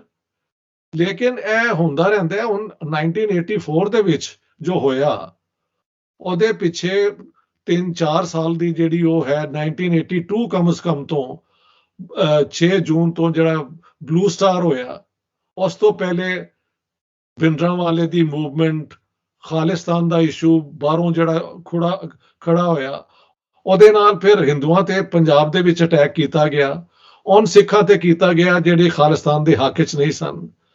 Indian state ਨੇ ਖਾਲਿਸਤਾਨੀਆਂ ਨੂੰ ਤੇ ਆਮ ਸਿੱਖਾਂ ਨੂੰ ਵੀ ਪਰਸੀਕਿਊਟ ਕੀਤਾ। ਉਹ ਸਾਰੀ ਚੀਜ਼ਾਂ ਜੇ ਤੁਸੀਂ ਸੋਚ ਲਓ ਤੇ ਉਹਦੇ ਬਾਅਦ ਫਿਰ ਅਗਰੈਸ਼ਨ, ਸਸਪੀਸ਼ਨ, ਹੇਟਰਡ ਪੈਦਾ ਹੁੰਦੀ ਹੈ। ਇਟ ਡਜ਼ਨਟ ਹੈਪਨ ਕਿ ਤੁਸੀਂ ਰਾਤ ਨੂੰ ਆਰਾਮ ਨਾਲ ਸੁੱਤੇ ਹੋ ਤੇ ਅਗਲੇ ਦਿਨ ਤੁਸੀਂ ਦੂਸਰੇ ਨੂੰ ਮਾਰਨ ਦੇ ਲਈ ਤਿਆਰ ਹੋ ਜਾਓ। ਇਹਦੇ ਪਿੱਛੇ ਜਿਹੜਾ ਪੂਰੀ ਇੱਕ ਸਬਕੌਂਸ਼ੀਅਸ ਇੰਡੋਕਟ੍ਰੀਨੇਸ਼ਨ ਹੋ ਰਹੀ ਹੁੰਦੀ ਹੈ ਨਾ, ਆਈ think that is the problem. ਔਰ ਉਹ ਸਾਡੀ ਸੁਸਾਇਟੀ 'ਚ ਹਰ ਵੇਲੇ ਚੱਲ ਰਹੀ ਹੁੰਦੀ ਹੈ। ਮਤਲਬ ਇਹ ਨਹੀਂ ਹੁੰਦਾ ਕਿ ਰਾਤ ਨੂੰ ਤੁਸੀਂ ਮਨੁੱਖ ਦੇ ਤੌਰ ਤੇ ਸੌਵੋ ਤੇ ਸਵੇਰੇ ਸ਼ੈਤਾਨ ਦੇ ਰੂਪ ਦੇ ਵਿੱਚ ਜਾਓ। ਐਸਾ ਨਹੀਂ ਹੁੰਦਾ, ਨਾਰਮਲੀ ਤਾਂ ਨਹੀਂ ਇੰਜ ਹੁੰਦਾ। ਤੁਸੀਂ ਖੁਦ ਵੀ ਜ਼ਿੰਦਗੀ ਦੇਖ ਲੋਗੇ ਕਿ ਇੰਜ ਨਹੀਂ ਹੁੰਦਾ। ਜੀ, ਉਹਦੇ ਵਿੱਚ ਇੱਕ ਗੱਲ ਜਿਹੜੀ ਤੁਸੀਂ ਕਹੀ ਹੈ ਕਿ ਸਿਲੈਕਟਿਵ ਫੈਕਟ, ਜਿਵੇਂ ਜਿਹੜੇ ਚੋਣਵੇਂ ਤੱਥ ਨੇ ਜਿਨ੍ਹਾਂ ਨੂੰ ਬੁਨਿਆਦ ਬਣਾ ਕੇ ਤੁਸੀਂ ਇੱਕ ਦਲੀਲ ਘੜ ਲੈਂਦੇ ਹੋ ਕਿ ਆਹ 4 ਤੱਥ ਨੇ, ਪਿਛਲੇ 500 ਸਾਲਾਂ ਦੇ 4 ਗੱਲਾਂ ਗਿਣ ਲਓ, 100 ਸਾਲ ਦੀਆਂ ਜਿਹੜੀਆਂ 3 ਗੱਲਾਂ ਗਿਣ ਲਓ ਤੇ ਉਹਦੇ ਹਿਸਾਬ ਨਾਲ ਦਲੀਲ ਬਣ ਲਓ। ਤੁਹਾਡਾ ਜਿਹੜਾ ਸਾਰਾ ਕੰਮ ਰਿਹਾ ਹੈ ਕਿ ਜਿਸ ਕਿਸਮ ਦੀ ਦਲੀਲ ਲੋਕਾਂ ਦੇ ਸਾਹਮਣੇ ਪਰੋਸੀ ਗਈ ਹੈ, ਉਸ ਦਲੀਲ ਨੂੰ ਔਖਾ ਕਰਨ ਵਾਲੇ ਜਿਹੜੇ ਤੱਥ ਨੇ ਉਹਨਾਂ ਨੂੰ ਵੀ ਲਿਆਂਦਾ ਜਾਵੇ ਤੇ ਉਸ ਦਲੀਲ ਨੂੰ ਪਰਖਿਆ ਜਾਵੇ ਕਿ ਉਹ ਕਿੰਨੀ ਕੁ ਸੱਚੀ ਹੈ ਕਿ ਕਿੰਨੀ ਕੁ ਨਹੀਂ ਹੈ। ਤੇ ਮੈਂ ਇਹ ਕੀਤਾ, ਬਿਲਕੁਲ ਸਹੀ ਹੈ। ਹਾਂਜੀ, ਤੇ ਉਸ ਹਵਾਲੇ ਨਾਲ ਜਿਹੜਾ ਖਾਸ ਤੌਰ ਦੇ ਉੱਤੇ 1947 ਦੀ ਵੰਡ ਹੈ, ਉਹ ਜੀ ਜਦੋਂ ਅਸੀਂ ਪੰਜਾਬ ਦੇ ਵਿੱਚ ਦੇਖਦੇ ਹਾਂ, ਜੇ ਤੁਸੀਂ ਲੁਧਿਆਣੇ ਗੱਲ ਕਰ ਰਹੇ ਹੋ ਤਾਂ ਲੁਧਿਆਣੇ ਵਾਲੇ ਕਹਿ ਰਹੇ ਨੇ ਕਿ ਸਾਡੇ ਤੇ ਬਹੁਤ ਕੁੱਟ ਪਈ, ਤੇ ਉਹ ਜਿਹੜੇ ਆਉਣ ਵਾਲੇ ਨੇ ਉਹ ਦੱਸ ਰਹੇ ਨੇ, ਲਾਹੌਰ ਵਾਲੇ ਵੀ ਇਹ ਦੱਸ ਰਹੇ ਨੇ ਕਿ ਸਾਡੇ ਤੇ ਬਹੁਤ ਕੁੱਟ ਪਈ, ਬਹੁਤ ਜ਼ੁਲਮ ਹੋਇਆ। ਪਰ ਮਸਲਾ ਇਹ ਹੈ ਕਿ ਵੀ ਉਸੇ ਲਾਹੌਰ ਦੇ ਵਿੱਚੋਂ ਵੀ ਉੱਜੜ ਕੇ ਲੋਕ ਗਏ, ਉਸ ਲੁਧਿਆਣੇ ਦੇ ਵਿੱਚੋਂ ਵੀ ਲੋਕ ਉੱਜੜ ਕੇ ਗਏ। ਜੇ ਬਿਲਕੁਲ ਸਹੀ। ਇਹ ਉੱਜੜ ਕੇ ਆ ਕੇ ਵਸਣ ਵਾਲਿਆਂ ਦੀਆਂ ਕਹਾਣੀਆਂ ਅਹਿਮ ਨੇ, ਤੇ ਉੱਥੋਂ ਉੱਜੜ ਕੇ ਜਾਣ ਵਾਲਿਆਂ ਦੀਆਂ ਵੀ ਕਹਾਣੀਆਂ ਉਨੀਆਂ ਹੀ ਅਹਿਮ ਨੇ। ਤੁਹਾਡਾ ਕੰਮ ਇਸ ਮੁੱਦੇ ਦੇ ਉੱਤੇ ਜਾਂ ਇਸ ਖੱਪੇ ਦੇ ਉੱਤੇ ਆ ਕੇ ਕੰਮ ਕਰਦਾ ਹੈ, ਇਸ ਗੈਪ ਨੂੰ ਭਰਨ ਦੀ ਕੋਸ਼ਿਸ਼ ਕਰਦਾ ਹੈ। ਜਰਾ ਉਹਦੇ ਬਾਰੇ ਤੁਸੀਂ ਦੱਸੋ। ਦੇਖੋ, ਇਸ ਤਰ੍ਹਾਂ ਹੈ ਕਿ ਇੱਕ ਹੋਰ ਵੀ ਮਸਲਾ ਹੈ ਕਿ ਲੋਕ ਆਪਣੀ ਲਿਮਿਟਿਡ ਸਪੇਸ ਦੇ ਵਿੱਚ ਜੋ ਐਕਸਪੀਰੀਅੰਸ ਹੁੰਦਾ ਹੈ ਨਾ, ਉਹਨੂੰ ਹੀ ਜਨਰਲਾਈਜ਼ ਕਰ ਦਿੰਦੇ ਨੇ। ਜੀ। ਮਸਲਨ ਲਾਹੌਰ ਦੇ ਵਿੱਚ ਜਿਹੜੇ ਹਿੰਦੂ ਸਿੱਖ ਸਨ, ਉਹਨਾਂ ਤੇ ਜਿਹੜੇ ਅਟੈਕ ਹੋਏ, ਉਹ ਦੇ ਵਰ ਦ ਲੂਜ਼ਿੰਗ ਪਾਰਟੀਜ਼ ਇਨ ਲਾਹੌਰ। ਲੇਕਿਨ ਈਸਟ ਪੰਜਾਬ ਦੇ ਵਿੱਚ ਪਟਿਆਲਾ ਔਰ ਐਨ ਸ਼ਹਿਰਾਂ ਜਿੱਥੇ ਮੁਸਲਿਮ ਮਾਈਨੋਰਿਟੀ ਸਨ, ਉਹ ਉੱਥੋਂ ਉਹ ਨਫ਼ਰਤਾਂ ਲੈ ਕੇ ਆਏ ਜੋ ਉਹਨਾਂ ਨਾਲ ਬੁਰਾ ਸਲੂਕ ਹੋਇਆ। ਜਿਹੜਾ ਐਨਾਲਿਸਟ ਹੈ, ਉਹਦਾ ਕੰਮ ਇਹ ਨਹੀਂ ਕਿ ਇੱਕ ਗਰੁੱਪ ਦੀ ਜਿਹੜੀ ਇੱਕ ਸਬਜੈਕਟਿਵ ਐਕਸਪੀਰੀਅੰਸ ਹੈ ਜਾਂ ਵਟਐਵਰ ਐਕਸਪੀਰੀਅੰਸ, ਉਹਦੀ ਬੁਨਿਆਦ ਤੇ ਤੁਸੀਂ ਇੱਕ ਫੈਸਲਾ ਦੇ ਦਿਓ। ਤੁਸੀਂ ਉਹ ਹਾਲਾਤ ਵੀ ਦਿਖਾਓ ਜਿੱਥੇ ਉਹ ਮਿਲ ਕੇ ਰਹਿੰਦੇ ਸਨ, ਔਰ ਉਹ ਹਾਲਾਤ ਵੀ ਦਿਖਾਓ ਕਿ ਉਹ ਹਾਲਾਤ ਕਿਸ ਤਰ੍ਹਾਂ ਖਰਾਬ ਹੋਏ। ਲਿਹਾਜ਼ਾ ਉਹ ਸਾਰੇ ਪ੍ਰੋਸੈਸ ਨੂੰ ਦਿਖਾਉਣ ਦੇ ਵਿੱਚ you can show the actual partition process, ਉਹ ਅਨਫੋਲਡ ਕਿਸ ਤਰ੍ਹਾਂ ਹੋਇਆ। ਜੀ, ਮੈਂ ਇਸ ਨੂੰ ਇਸ ਤਰ੍ਹਾਂ ਦੇਖਿਆ, ਔਰ ਇਹੀ ਵਜ੍ਹਾ ਹੈਗੀ ਹੈ ਕਿ ਮੈਨੂੰ ਹਲੇ ਵੀ ਲੋਕਾਂ ਦੇ ਈਮੇਲ ਆਉਂਦੇ ਰਹਿੰਦੇ ਨੇ ਕਿ ਸਰ, ਜਦੋਂ ਤੱਕ ਪਤਾ ਨਾ ਹੋਏ ਕਿ ਤੁਹਾਡਾ ਨਾਂ ਇਸ਼ਤਿਆਕ ਅਹਿਮਦ ਹੈ ਤੇ ਕਿਤਾਬ ਦੇ ਆਥਰ ਦਾ ਪਤਾ ਨਹੀਂ ਲੱਗਦਾ ਹੈ ਹਿੰਦੂ ਹੈ, ਇਹ ਮੁਸਲਮਾਨ ਹੈ ਜਾਂ ਇਹ ਸਿੱਖ ਹੈ, ਕਿਉਂਕਿ ਤੁਸੀਂ ਇੰਨਾ ਨਿਊਟਰਲੀ ਹੋ ਕੇ ਹਰ ਬੰਦੇ ਦੀ ਸਟੋਰੀ ਨੂੰ ਸਾਹਮਣੇ ਲੈ ਕੇ ਆਏ ਹੋ। ਜੀ, ਲਿਹਾਜ਼ਾ ਮੈਂ ਸਮਝਦਾ ਕਿ subjective experience is important to understand, ਲੇਕਿਨ ਜਿਹੜਾ ਐਨਾਲਿਸਟ ਹੈ ਉਹਦਾ ਇੱਕ ਹੋਲਿਸਟਿਕ ਫਰੇਮਵਰਕ ਹੋਣਾ ਚਾਹੀਦਾ ਜਿਹਦੇ 'ਚ ਉਹ ਦਿਖਾਏ ਕਿ ਐਨ ਮਹੀਨਿਆਂ 'ਚ, ਐਨ ਹਫ਼ਤਿਆਂ 'ਚ ਇਸ ਮੁਕਾਮ ਤੇ ਇੰਜ ਹੋਇਆ, ਇਸ ਤਰ੍ਹਾਂ ਹੋਇਆ, ਔਰ ਇੱਕ ਕੜੀ ਬਣਾ ਕੇ ਤੁਸੀਂ ਫਿਰ ਪੂਰੀ ਐਕਸਪਲੇਨੇਸ਼ਨ ਦਿਓ ਕਿ who did what, how and why. ਇਸ ਤਰ੍ਹਾਂ ਮੈਂ ਕੀਤਾ ਆਪਣੀ ਕਿਤਾਬ ਨੂੰ। ਤੁਹਾਡੇ ਕਿਤਾਬ ਦੇ ਵਿੱਚ ਇਹ ਬਹੁਤ ਖੂਬਸੂਰਤ ਗੱਲ ਹੈ ਕਿ ਇੱਕ ਪਾਸੇ ਸਰਕਾਰ ਦੇ ਪੱਧਰ ਦੇ ਉੱਤੇ ਕਾਗਜ਼ਾਂ 'ਚ ਕੀ ਹੋ ਰਿਹਾ ਹੈ, ਜਿਹੜੇ ਪਾਲਿਸੀ ਮੇਕਰ ਨੇ ਕਿਵੇਂ ਫੈਸਲੇ ਕਰ ਰਹੇ ਨੇ, ਤੇ ਦੂਜੇ ਪਾਸੇ ਇਹ ਹੈ ਕਿ ਆਵਾਮ ਦੇ ਉੱਤੇ ਉਹ ਕਿਸ ਕਿਸਮ ਦੀ ਗਾਜ ਗਿਰ ਰਹੀ ਹੈ। ਕਿਹੜੇ ਬੰਦੇ ਨੂੰ ਇਹ ਲੱਗ ਰਿਹਾ ਹੈ ਕਿ ਵੀ ਮੈਂ ਕਾਤਲ ਹੋ ਸਕਦਾ, ਕਿਹੜੇ ਨੂੰ ਲੱਗ ਸਕਦਾ ਕਿ ਮੈਂ ਕਤਲ ਹੋ ਸਕਦਾ। ਇਹ ਉਹਦੇ ਵਿੱਚੋਂ ਗੱਲ ਹੈਗੀ ਆ। ਤੁਸੀਂ ਮੈਨੂੰ ਇਹ ਦੱਸੋ ਕਿ ਇੰਨਾ ਜਿਹੜਾ ਕਤਲੇਆਮ ਹੈ, ਉਸ ਕਤਲੇਆਮ ਦੇ ਵਿੱਚ ਆਪਣੇ ਆਪ ਨੂੰ ਨਿਰਪੱਖ ਰੱਖਣਾ, ਉਹਦਾ ਬਿਆਨੀਆ ਤਿਆਰ ਕਰਨ ਵੇਲੇ, ਉਹਦੀ ਤਫਸੀਲ ਦੇਣ ਵਾਲੇ, ਤੇ ਉਹਦੇ ਵਿੱਚ ਤੁਹਾਡੇ ਜਿਹੜੀ ਕਿਸ ਕਿਸਮ ਦੀ ਜਿਹੜੀ ਅਕੈਡੈਮਿਕ ਟ੍ਰੇਨਿੰਗ ਸੀ ਤੇ ਕਿਸ ਕਿਸਮ ਦੀ ਜ਼ਿੰਮੇਵਾਰੀ ਸੀਗੀ ਜਿਹੜੀ ਤੁਹਾਡੇ ਉੱਤੇ, ਤੁਹਾਨੂੰ ਲੱਗਦਾ ਸੀ ਕਿ ਇਸ ਨੂੰ ਨਿਭਾਉਣ ਲਈ ਮੈਨੂੰ ਇਹ ਕਰਨਾ ਪਏਗਾ। ਦੇਖੋ ਜੀ, ਜਿਹੜੀ ਸਾਨੂੰ ਟ੍ਰੇਨਿੰਗ ਸਵੀਡਨ ਦੇ ਵਿੱਚ ਦਿੱਤੀ ਗਈ ਕਿ ਤੁਸੀਂ ਜਦੋਂ ਰਿਸਰਚ ਕਰ ਰਹੇ ਹੁੰਦੇ ਹੋ ਤੇ ਤੁਹਾਨੂੰ ਆਪਣੇ ਆਪ ਨੂੰ ਰਿਮੂਵ ਕਰਨਾ ਪੈਂਦਾ ਹੈ ਆਪਣੇ ਸਟੱਡੀ ਆਬਜੈਕਟ ਤੋਂ, ਕਿਉਂਕਿ ਜੇ ਤੁਸੀਂ ਉਹਦੇ ਸਾਈਡ ਲੈ ਲਓ ਤੇ ਫਿਰ ਤੁਸੀਂ ਨਾਲ ਡੰਡੀ ਮਾਰਦੇ ਜਾਂਦੇ ਹੋ। ਹੋਇਆ ਕਿ ਪਾਕਿਸਤਾਨ ਇੰਡੀਆ ਜਿਹੜੀ ਰਿਸਰਚ ਥੋੜੀ ਬਹੁਤੀ ਹੋਈ ਵੀ, ਲੋਕਾਂ ਨੇ ਦੂਸਰੀ ਪਾਰਟੀ ਨੂੰ ਬਲੇਮ ਕਰਨ ਦਾ ਜ਼ਿਆਦਾ ਈਜ਼ੀ ਸਮਝਿਆ ਕਿ ਜੀ ਮੁਸਲਮਾਨਾਂ ਨੇ ਸਾਰਾ ਜ਼ੁਲਮ ਕੀਤਾ ਹੈ, ਨਹੀਂ ਜੀ ਸਿੱਖਾਂ ਨੇ ਕੀਤਾ ਹੈ, ਤੇ ਹਿੰਦੂ ਤੇ ਹੁੰਦੇ ਹੀ ਮਕਾਰ ਨੇ। ਇਸ ਕਿਸਮ ਦੀਆਂ ਗੱਲਾਂ, ਉਹਨੂੰ ਮੈਂ ਕਹਿੰਦਾ ਸਟੀਰੀਓਟਾਈਪਿੰਗ। ਮਗਰ ਐਜ਼ ਅ ਰਿਸਰਚਰ ਤੁਹਾਡੀ ਰਿਸਪੌਂਸਿਬਿਲਿਟੀ ਹੈ ਵੇ ਕਿ ਜਿਹੜੀ ਇੱਕ ਇਵੈਂਟਸ ਹੋ ਰਹੇ ਨੇ ਉਹਨਾਂ ਨੂੰ ਕਿਸੇ ਫਰੇਮਵਰਕ ਦੇ ਵਿੱਚ ਸਟੱਡੀ ਕਰੋ ਤਾਂ ਕਿ ਇੱਕ ਆਬਜੈਕਟਿਵ ਕ੍ਰਾਈਟੇਰੀਆ ਬਣ ਜਾਏ ਜਿਹਦੀ ਬੁਨਿਆਦ ਤੇ ਤੁਸੀਂ ਮੁxtਲਿਫ ਐਕਸ਼ਨ, ਮੁxtਲਿਫ ਡਿਸੀਜਨਸ ਨੂੰ ਐਨਾਲਾਈਜ਼ ਕਰ ਸਕੋ। ਉਹ ਮੈਂ ਜਿਹੜੀ ਥਿਊਰੀ ਆਫ ਐਥਨਿਕ ਕਲੈਂਜ਼ਿੰਗ ਹੈ ਉਹਦੇ ਵਿੱਚ ਐਕਸਪਲੇਨ ਕੀਤਾ ਹੈ ਕਿ ਕਿਸ ਤਰ੍ਹਾਂ ਕੀ ਕਹਿੰਦੇ ਨੇ, ਇੱਕ ਜਿਹੜਾ collection of people, it becomes a crowd, it becomes a mob, ਔਰ mob ਜਿਹੜਾ ਹੁੰਦਾ ਹੈ ਉਹਦਾ ਬਿਹੇਵੀਅਰ ਇੰਡੀਵਿਜੂਅਲ ਤੋਂ ਅਲੱਗ ਹੁੰਦਾ ਹੈ। ਇੰਡੀਵਿਜੂਅਲੀ ਲੋਕ ਇੱਕ ਦੂਸਰੇ ਦੀ ਮਦਦ ਕਰਦੇ ਰਹੇ, ਲੇਕਿਨ ਮੌਬ ਦੇ ਵਿੱਚ ਆ ਕੇ ਸਾਰਿਆਂ ਨੂੰ ਦਿਖਾਣਾ ਪਿਆ ਕਿ ਮੈਂ ਤੇਰੇ ਤੋਂ ਜ਼ਿਆਦਾ ਹਿੱਸਾ ਲੈ ਰਿਹਾ ਐਨ ਅਟੈਕਸ ਦੇ ਵਿੱਚ, ਕਿਉਂਕਿ ਉਹਨੂੰ ਕਹਿੰਦੇ ਨੇ ਪੀਅਰ ਪ੍ਰੈਸ਼ਰ। ਕੁਝ ਲੋਕਾਂ ਨੇ ਇੰਜ ਵੀ ਕੀਤਾ, ਜਿਸ ਤਰ੍ਹਾਂ ਮੇਰੇ ਵਾਲਿਦ ਸਾਹਿਬ ਦੇ ਮਤਹਿਤ ਹੈਗੇ ਸਨ, ਇੱਕ ਅਮਰਨਾਥ ਮੁੰਡਾ ਸੀ ਹਿੰਦੂ, ਤੇ ਇੱਕ ਸਰਦਾਰ ਸੀ, ਸ਼ਾਇਦ ਉਹਦਾ ਮਿਲਖਾ ਸਿੰਘ ਸੀ। ਉਹ ਦੋਨੋਂ ਮੇਰੇ ਅੱਬਾ ਜੀ ਕੋਲ ਆ ਗਏ ਕਿ ਮੀਆਂ ਸਾਹਿਬ ਇਹ ਤੇ ਪਾਰਟੀਸ਼ਨ ਹੋ ਗਈ ਹੈ ਤੇ ਅਸੀਂ ਤੇ ਲਾਹੌਰੋਂ ਨਿਕਲਣਾ ਚਾਹੁੰਦੇ ਹਾਂ, ਸਾਡੀ ਮਦਦ ਕਰੋ। So my father took them, he was an influential man, border cross ਕਰਾਤਾ। ਲੇਕਿਨ ਸਾਡੇ ਮਹੱਲੇ ਦੇ ਵਿੱਚ ਯਾਨੀ ਮੁਜ਼ੰਗ ਦੇ ਵਿੱਚ ਸਿੱਖਾਂ ਦੀ ਬਾਦਸ਼ਾਹੀ, ਇੱਕ 6ਵੀਂ ਬਾਦਸ਼ਾਹੀ ਤੇ ਜਦੋਂ ਹਮਲਾ ਹੋਇਆ, ਉਹਦਾ ਸਾਡੇ ਇਲਾਕੇ ਦੇ ਸਭ ਲੋਕਾਂ ਨੂੰ ਪਤਾ ਸੀ, ਲੇਕਿਨ ਕਿਸੇ ਨੇ ਹਿੰਮਤ ਨਹੀਂ ਕੀਤੀ ਕਿ ਉਸ ਨੂੰ ਜਾ ਕੇ ਰੋਕੇ, ਕਿਉਂਕਿ ਪੁਲਿਸ ਵੀ ਉਹਦੇ ਚ ਇਨਵੋਲਵ ਸੀ। ਉੱਥੇ ਆ ਜਾਂਦਾ ਪੀਅਰ ਪ੍ਰੈਸ਼ਰ ਕਿ ਕਿਹੜਾ ਨਿਕਲ ਕੇ ਕਵੇ ਕਿ ਜੀ ਨਹੀਂ ਇਹ ਤੁਸੀਂ ਨਾ ਕਰੋ, ਜਦ ਕਿ ਸਾਰੇ ਉੱਥੇ ਸਟੋਰੀ ਕੀ ਦੱਸੀ ਗਈ, ਉਸ ਥਾਣੇਦਾਰ ਨੇ ਕਿਹਾ ਕਿ ਦੇਖੋ ਈਸਟ ਪਾਕਿਸਤਾਨ ਵਿੱਚ ਮੁਸਲਮਾਨਾਂ ਤੇ ਬਹੁਤ ਜ਼ੁਲਮ ਹੋ ਰਿਹਾ ਹੈ, ਲਿਹਾਜ਼ਾ ਜੇ ਤੁਸੀਂ ਇੱਥੇ ਇਹਨਾਂ ਤੇ ਹਮਲਾ ਨਹੀਂ ਕਰੋਗੇ ਤਾਂ ਤੁਸੀਂ ਕਿਸੇ ਜੋਗੇ ਨਹੀਂ ਹੈਗੇ, ਲਿਹਾਜ਼ਾ you have to drive this people out. ਉਧਰੋਂ ਮੁਸਲਮਾਨ ਆਣਗੇ, ਉਹਨਾਂ ਨੂੰ ਜਗ੍ਹਾ ਦੇਣੀ ਪਏਗੀ ਰੱਖਣ ਲਈ। ਇਸ ਕਿਸਮ ਦੀਆਂ ਗੱਲਾਂ ਜਿਹੜੀਆਂ ਨੇ, as a researcher you can't be party to all that, that's what I am trying to ਸੇ।